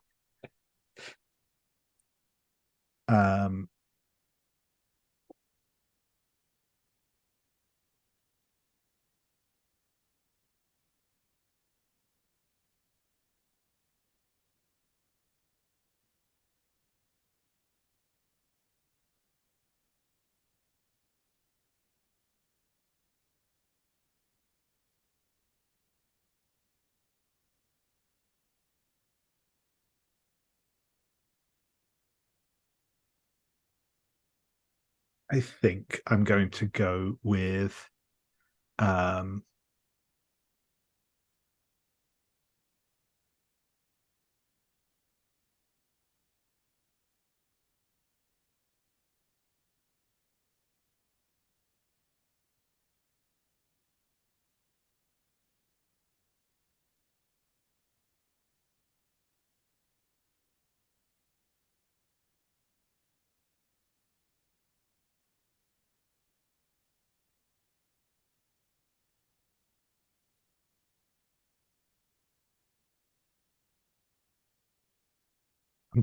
a meeting point border keep between you and other clans. And I think this is going to be on the border between us and the Quartz Oak. And it's one of those locations that kind of doubles as a a meeting and a trading point for when the clans are getting along, and a defensive structure for when they're not. Nice. Alan, you did dark I did a last? good thing. You did a good thing. No, okay. I did a good thing. I think I did anyway. Didn't I do a good thing? I thought I did a good thing. An Academy of Artisans, yes. Yeah. So the bad thing, the dark thing, is a dark marsh where few things live. Okay. And I'm going to put that. Last Hope City is not Last Hope for nothing. Okay. So I'll just put some greenness around there and then label it.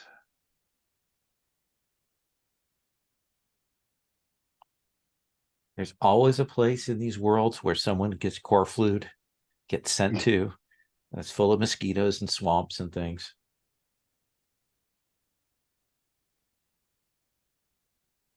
And I will call it, the something marsh. Okay. And then, Will, what do you want? You did light last time or dark? I did light last time. Okay. The trading crossroads, the earthly bazaar. I think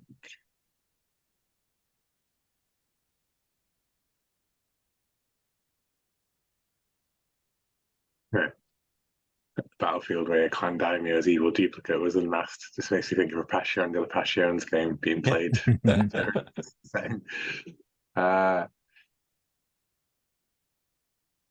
Ooh.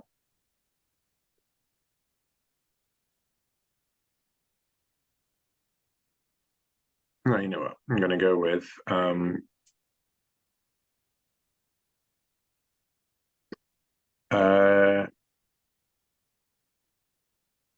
the shanty town, where shanty towns where is it? Permitted to exist on the borders as a buffer for outsiders. And I think that it probably actually makes most sense for it to be the Fallen Mandate, being it's gripped by civil war to have refugees and stuff. But I really Yeah. like the idea of there being coastal wizards, shanty towns on the. Mhm. Perhaps that defensive wall is not really much of a wall these days. Yeah. Uh, And I'm imagining like the shanty towns built up alongside the defensive wall. And basically those are the exiles from the wizards' internal conflicts and strifes and things. Yeah, I kind of remember imagining them almost like as we go on as a bit like the Sorcerer Kings of Darkson. okay. You know? I like that. I also love the vision of this wall that was built as a grand project and is just in pieces, like Yeah. Hadrian's Wall now, kind of left behind. That mighty edifice, the 2 foot high wall to stop the Excellent. All right, so I'm going to send you back to your clan playbooks to make those last set of choices that are there. The doctrine, features, resources, where it says clan assets. Those can just be copied and pasted into one of the columns on the character keeper. If you look at the character page of that, characters, you'll see I've got a. Did I do that there? Do that right? Did I make sure? Or did I put it on the clans thing? I'm seeing clan gear and role gear. Yes, you can just Yeah. drop it into where the clan gear thing is there. So I'll give you a few minutes to make those picks, moves, and resources and stuff.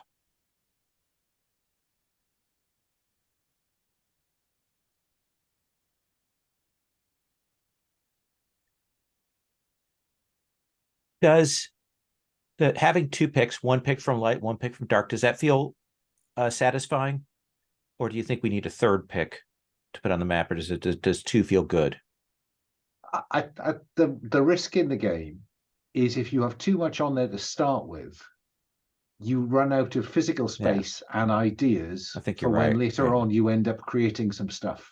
And I That's think, my view. yeah, and I think doing it makes more symmetrical sense to say one light, 1 dark. Okay. It might make I mean it's probably something will happen anyway, and I might add one anyway. It might make sense to have like a pick for like your primary holding as well. Mm. And maybe like a little maybe a couple of different choices for what that looks like. But yeah. Oh, okay. Yeah, I'll think about that, like a city list. There are, I'll say as you're making the thing, there are a couple of mechanics that I've thought about that I haven't added in yet. One of them is, besides having the big project with the Emperor, is having little clan projects that you can do to get an extra move for your clan, like building a new sword school or building a library or something like that. That's one idea, because I want to make this over elaborate, apparently. But the other idea is to have a dire threat clock. The idea that there is like that at the end of each age, there's a tick that goes on it, and maybe as a hard move, it goes tick, and each time there's a tick, or every couple of times, there's some sign of the coming. To kind of have an overarching campaign thing that may be, again, way too much. But these are the things I think about when I'm trying to avoid working on other things. I do like that idea. I quite like the idea of having like a primary holding be a bit more fleshed out as well. Like, this is the seat of your stuff. Yeah. Yeah, and having it like choosing some things to say about it. That like some tags that would be fun.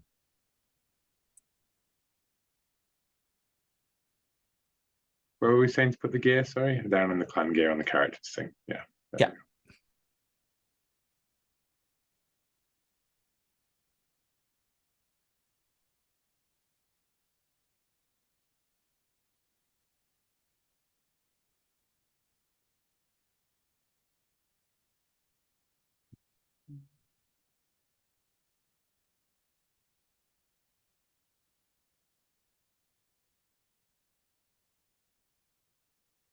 the metal fan as a weapon. I'm never convinced that would be that would be practical.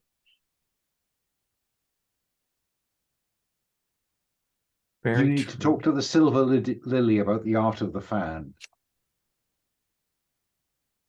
But there's also the thing in like classic Japanese police work where they used ladders to box people in, which seemed to me absurd. But I saw some things about it. Essentially, they would surround them with these ladders and then kind of close in on them to interlock in a square to keep them from swinging and stuff.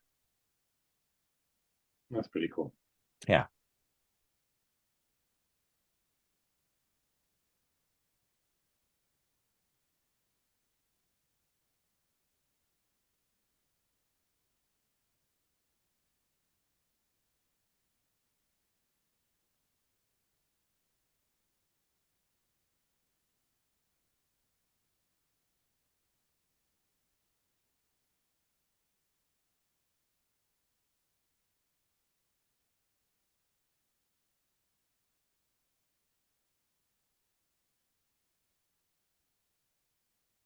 Just so I'm clear, Lowell, it says under clan assets, your characters may pick from the following when using supply. Don't you actually mean that you want us to pick 3 things from this list now? No. That will be available. Oh, No, I see. you So always all of those score across. All of those, wow, right. You're going to have essentially 12 possible things. Okay. And just like with Forge from the Dark, you're like, oh, well, I happen to have this with me for this. Okay. Okay.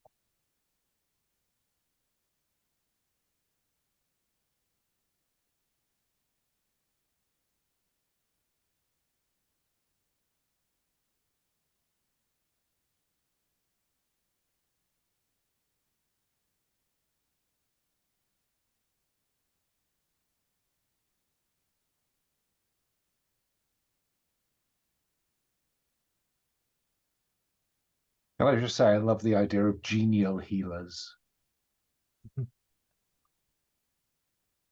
As opposed to the opposite.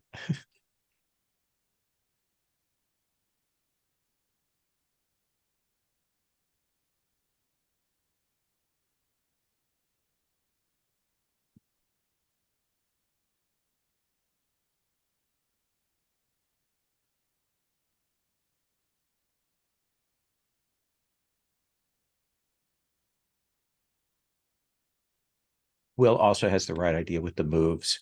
You can feel free to merge those 2 boxes across.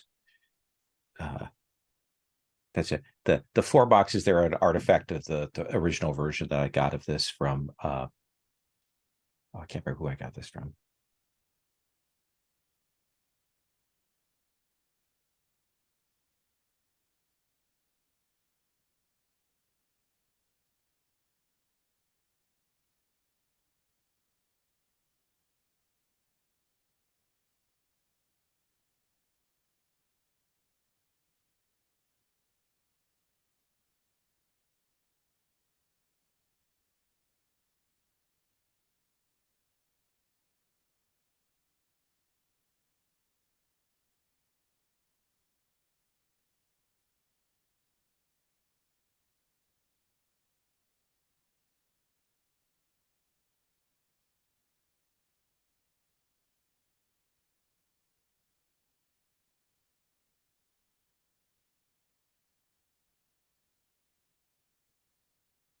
Struggling with the with min maxing my, starting off with a surplus of livestock, but then give me a gain surplus morale every year.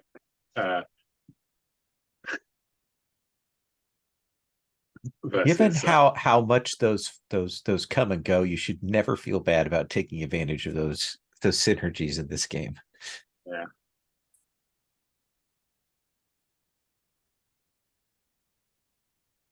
Someone takes out my livestock, though, I lose it. Like, oh my god. Plus, hit and runs are really cool. And where the opposite of being the Scorpion Clan, just charging and assault a target without guile or trickery.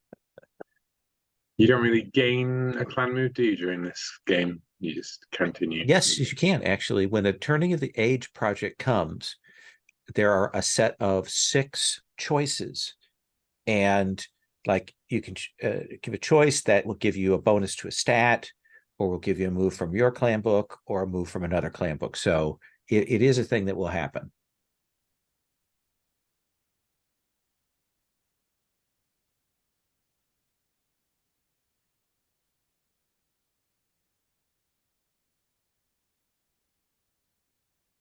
You know what, hit and run, though, I think the decision is made for me by the fact that I said that we operated as raiders, so therefore, you know, we're still coming out of the wartime footing at this stage. Mm-hmm.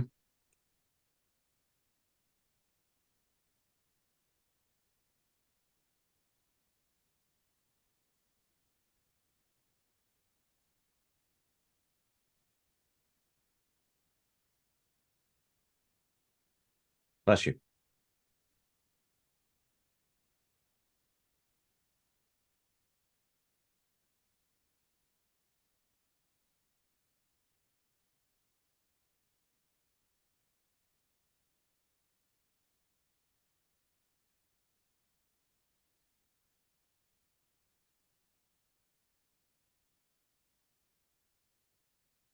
Okay.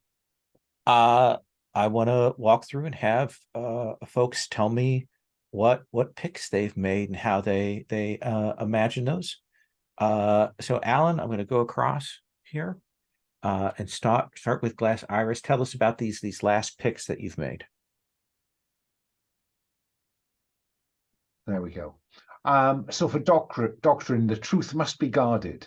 Your initiates can write and speak in a language outsiders will not understand. When you use subterfuge and hide your involvement in action, pick an extra option. I'm going to put a pin, and I want to say one thing here. One thing that is a big change in this version is subterfuge can now be used. It is pricey.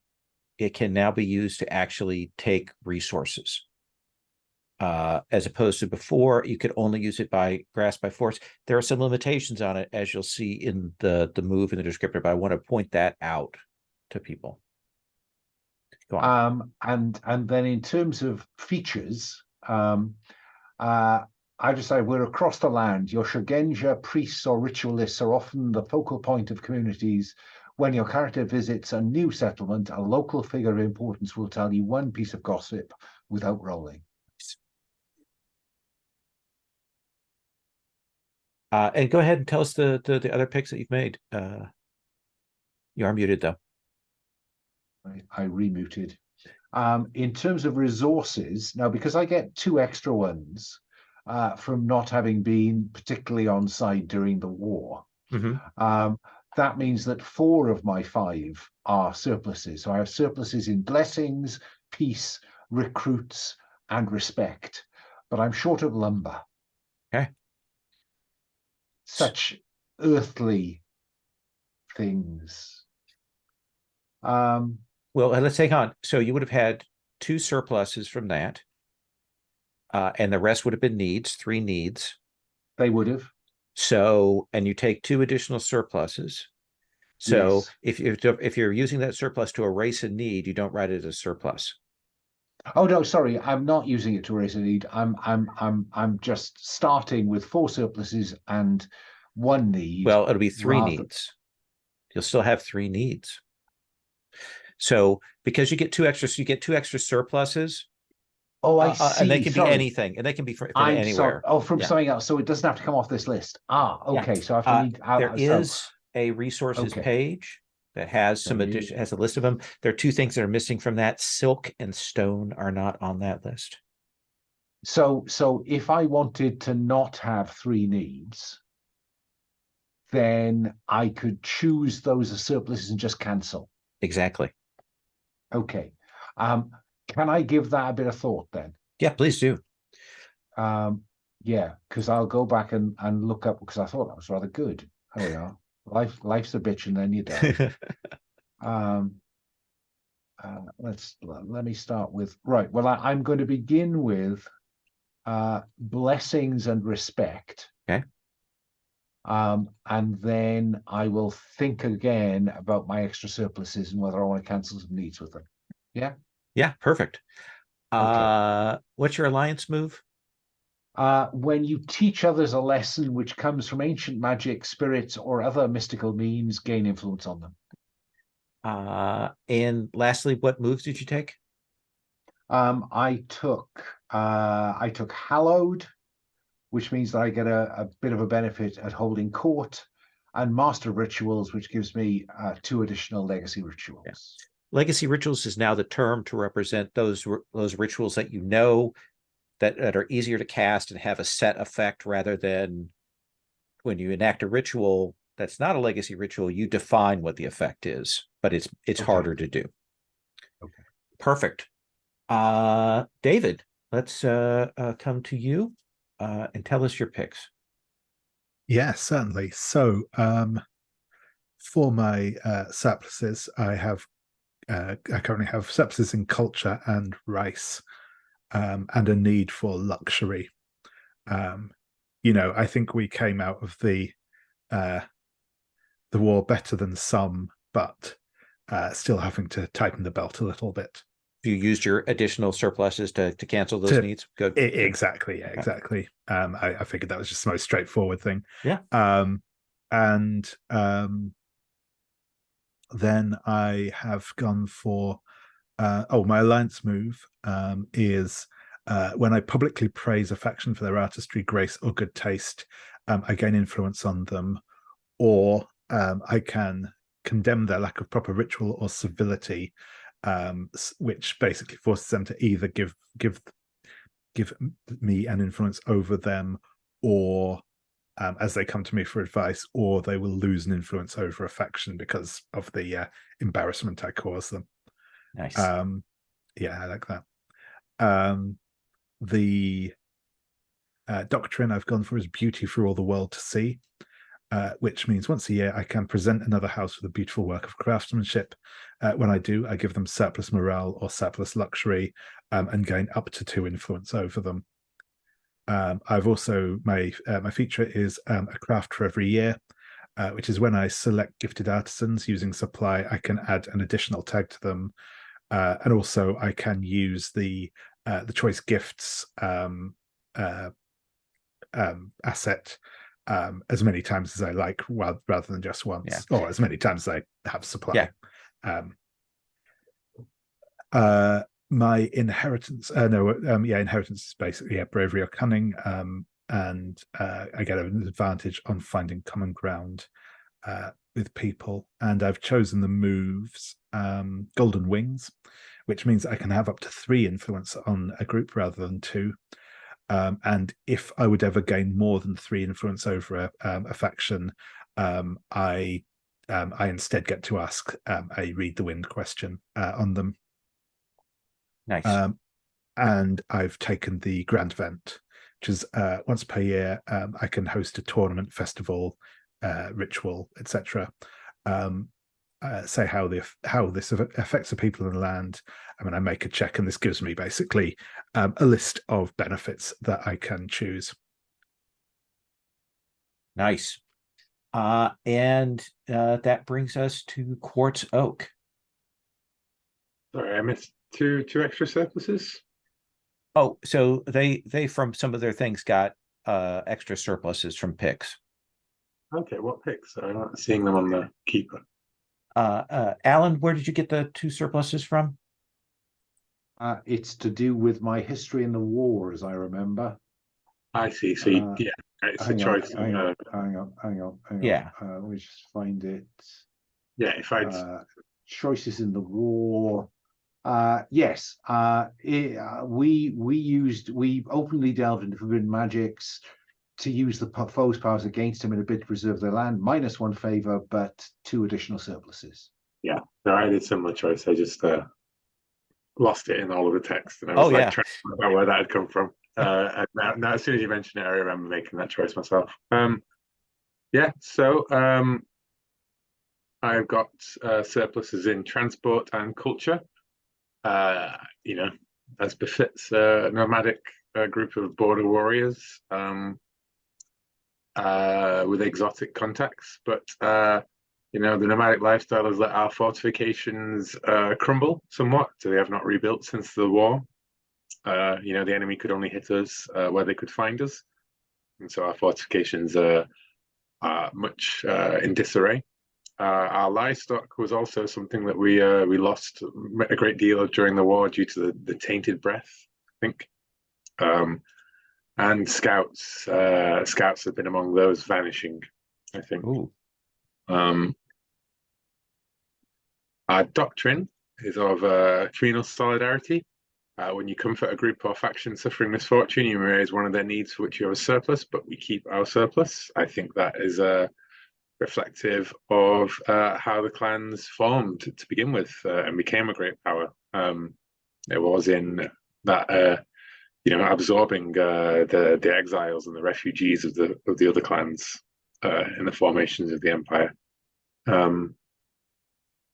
You know, you got when you travel through all of your neighbors and you raid them from time to time, you do have to do some things to keep them on your sweet side. Yeah. Our feature are the nomadic remnants. Although the families have as these you know, these castles and cities that are in disarray, many of the samurai still travel throughout the land. At the start of each year, get surplus scouts. If I didn't have it already, I'll know immediately if invaders enter my territories. So you can see the obvious mechanical game I've taken there with my choices. My moves are Wonders from Beyond. When I delve deep into my clan's reserves of items from outside the Empire, I describe what I seek and what I want it for. And there are, you know, a bunch of downsides associated with that roll for plus reach. That's obviously reflecting, you know, the trading, the things that we got from the Fallen Mandate spring to mind. And hit and run, the lifetime of raiding during the years of the war has shown us that when we charge in without assault a target without guile or trickery, it's easier for us to claim by force using our speed and you know, shock and awe, basically. Mm-hmm. And I think one of the interesting parts about that is that in pitch battle, the opponent declares what they're willing to risk before I do. So I'll always get an idea of what it is that the enemy is willing to risk before I commit to risking anything. And if they've already gone beyond what I would like, I can retreat and you know, back on the wind again, I guess. I like that. Awesome. I'm very excited about these clans. I think it's a good place for us to stop. We'll start next time with choosing our emperor, and then we'll do the character builds, which are pretty easy to do, and get a sense of who our characters are and build those connections. Not necessarily stars and wishes, but thoughts on this approach. Stronger? Yeah, I think it definitely works better for a mix of awareness of L5R for that to not be an obstacle, because I again, Lol, I'm in a similar position to you. I have a lot of nostalgia for L5R and the world sort of thing, so I quite enjoyed playing in that frame, but it makes it tricky when when not everyone does have that kind of history with it. So I think starting from a blank slate is better, and I think it lets that sort of creativity come across a bit more. So that's really good. And yeah, I feel like we've already kind of got a bit more of an understanding of like what everything is like than maybe we did at this point in the previous one. I definitely think that's cool. Yeah. I really like the combo of choices you've made about the foe. Like that was very exciting to me. Like what's on the map and the picks that you made. I love that. Alan, any thoughts? Yeah, those picks around the nature of the foe, I think, are really interesting because as a GM, it gives you some hooks for your threats. Whereas often in Legacy, you need to be plucking them out of midair or picking them out of what somebody said as an aside. So I think that's really good. As David says, the barrier to entry is now lower. You know, I have a lot of L5R books, but have I read many of them? Fair. And I couldn't keep up with the additions. And what else? I love the idea that you give us a range of possibilities for naming the clans. I think that's really cool. Maybe the only thing that's missing is some samples or random syllables to throw together into appropriately sounding vassal names. You know, I mean, the fantasy name generator has a bunch of Edo Japanese names, but you know, just a thought. And what else? I am very much looking forward to trying out this gear because I've tinkered with the gear rule myself, and it kind of worked, but it's still not right. So I'm curious. I think this sounds very simple and therefore very elegant. Awesome. Yeah. So like at least getting a list to a resource where there's some good names. I do need to do a list of the city elements, like have a thing for generating those so that people can do a pick list. Other thing I want to do is, given what I have here, I want to do a random for the GM clan generator, so you can easily generate some additional factions to put on the table at the start with what their needs and surpluses are and what their drives are and things like that. Will, other thoughts? I think it would be good to have, like you just said then, like the minor factions, the NPC stuff, to have a little bit of that come out during this process, just so we're not purely defined in terms of opposition in relation to each other. And then the foe, like, because I struggled with that in the L5R one, when they're like, oh, there's the Lion Clan, the Phoenix Clan, the Unicorn Clan, there's a million other clans, and I don't know which ones are going to be important. And there's a lot going on already, right? I think that the L5R setting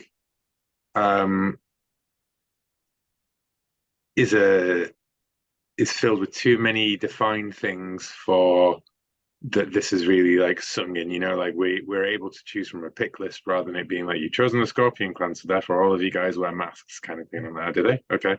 That seems really stupid for a bunch of spies, like to be very noticeable everywhere they go. But because it is a game that like you create so much of it as you're going along, like I think it definitely really benefits from having pick lists and open choices, and it allows you to bounce off other people's ideas rather than sort of like be almost pigeonholed in from the start. I think it really, really works. One thing I'm not clear on is the light or dark picks. Something about them maybe being more tied to your clan. Because some of the choices are very much a city that you seize from another clan.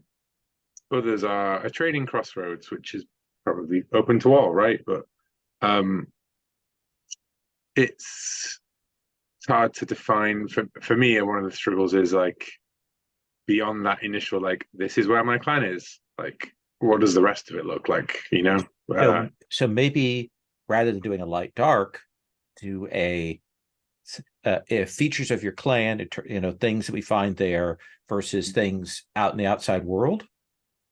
Yeah, or maybe like a question, like maybe attached to that list, like what's your clan's connection to it, if any? Okay. Or something like, you don't have to choose something that belongs to your clan, but because every but every choice, you know, if you choose like a city that you seized from a nearby clan, right, that gives you an asset almost that you Okay. can do fiction. Whereas if you choose like a hidden shrine where, you know, veterans of the war recover from their corruption, that's like general for everybody rather than. I think there's some. I really So haven't written down, but maybe like a general in a clan would be yeah, a good list. Yeah. or I could write them all generally, but say at the start, say Hmm. whether this is associated with your clan or not. If it is, say what the connection is. Yeah. Yeah. Okay. Yeah. Um, I and I think that's a think, really good point, though. there's probably, it depends where it all falls out, right? But I think there's maybe something there with the minor clans and the factions and stuff, like giving them some of the world buildingy stuff, you know? Okay. Like, So early on, if I have a quick secondary clan generator early on, get that out there so people can bounce off those. And then when things are being added to the map, maybe having the GM add one for one of the minor factions to like. yeah, Okay. yeah, something like that. Yeah, Um, or I suppose you could even look at having those picks be um like set up a relationship with like the minor faction. So it, like in the example you mentioned there, Will, like a city that has been captured from blah, if that is explicitly either a city that you have captured from from another faction, or a city that another faction has captured from you, that automatically builds location, but also builds some yeah, yeah, I like that. relationship between you and that clan. Yeah. Let me look at those lists. That's a really interesting point. That's smart.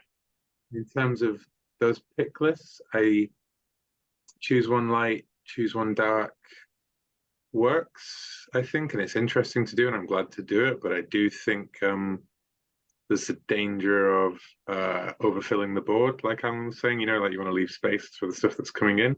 Mm-hmm. So in some extent, I've always liked the practices of like everybody picks two from these various lists, but not necessarily like one of each kind of. You know what I mean? Like you've got two choices, and you could go for two general things or two clan things, or you could go for whatever, right? But you do like a round robin of like whatever, and it does mean that the person at the end kind of has to be like, oh, what's left over, you know? It's not bad, I don't think.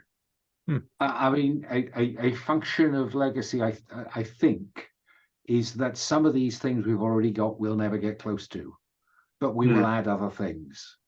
But I'm slightly nervous about having a thinner map to start with. I'd say, yeah, that's it. I'd rather. I mean, like I said, yeah, as I've always said before, I like this sort of world building stuff anyway. But I would rather, have. I would rather have stuff on the map at the beginning that we never touch, rather than have the sort of situation where like everyone ends up clustered in one place because it's the only thing that's already established, kind of thing. It's But I do like the point that there needs to be a way that you can, if you make a pick, associate it with something that we've already got, like associate with your clan or associate with the feature. And it's really interesting. Yeah, and I think in terms of crowding the board, I was saying that more in terms of like having extra on top of what we've already got. Yeah, you know, right. like shifting the perspective on what we've already got rather than adding extra picks and categories and stuff. You know. Okay. No, I think that's fair. Thank you all so much. Again, your insight is hugely valuable to me, and I appreciate your being willing to kind of go along, kind of doing a hard reset and trying this out. And I am excited to play this out, like as much as anything, because I love fantasy. So I'm going to stop the recording.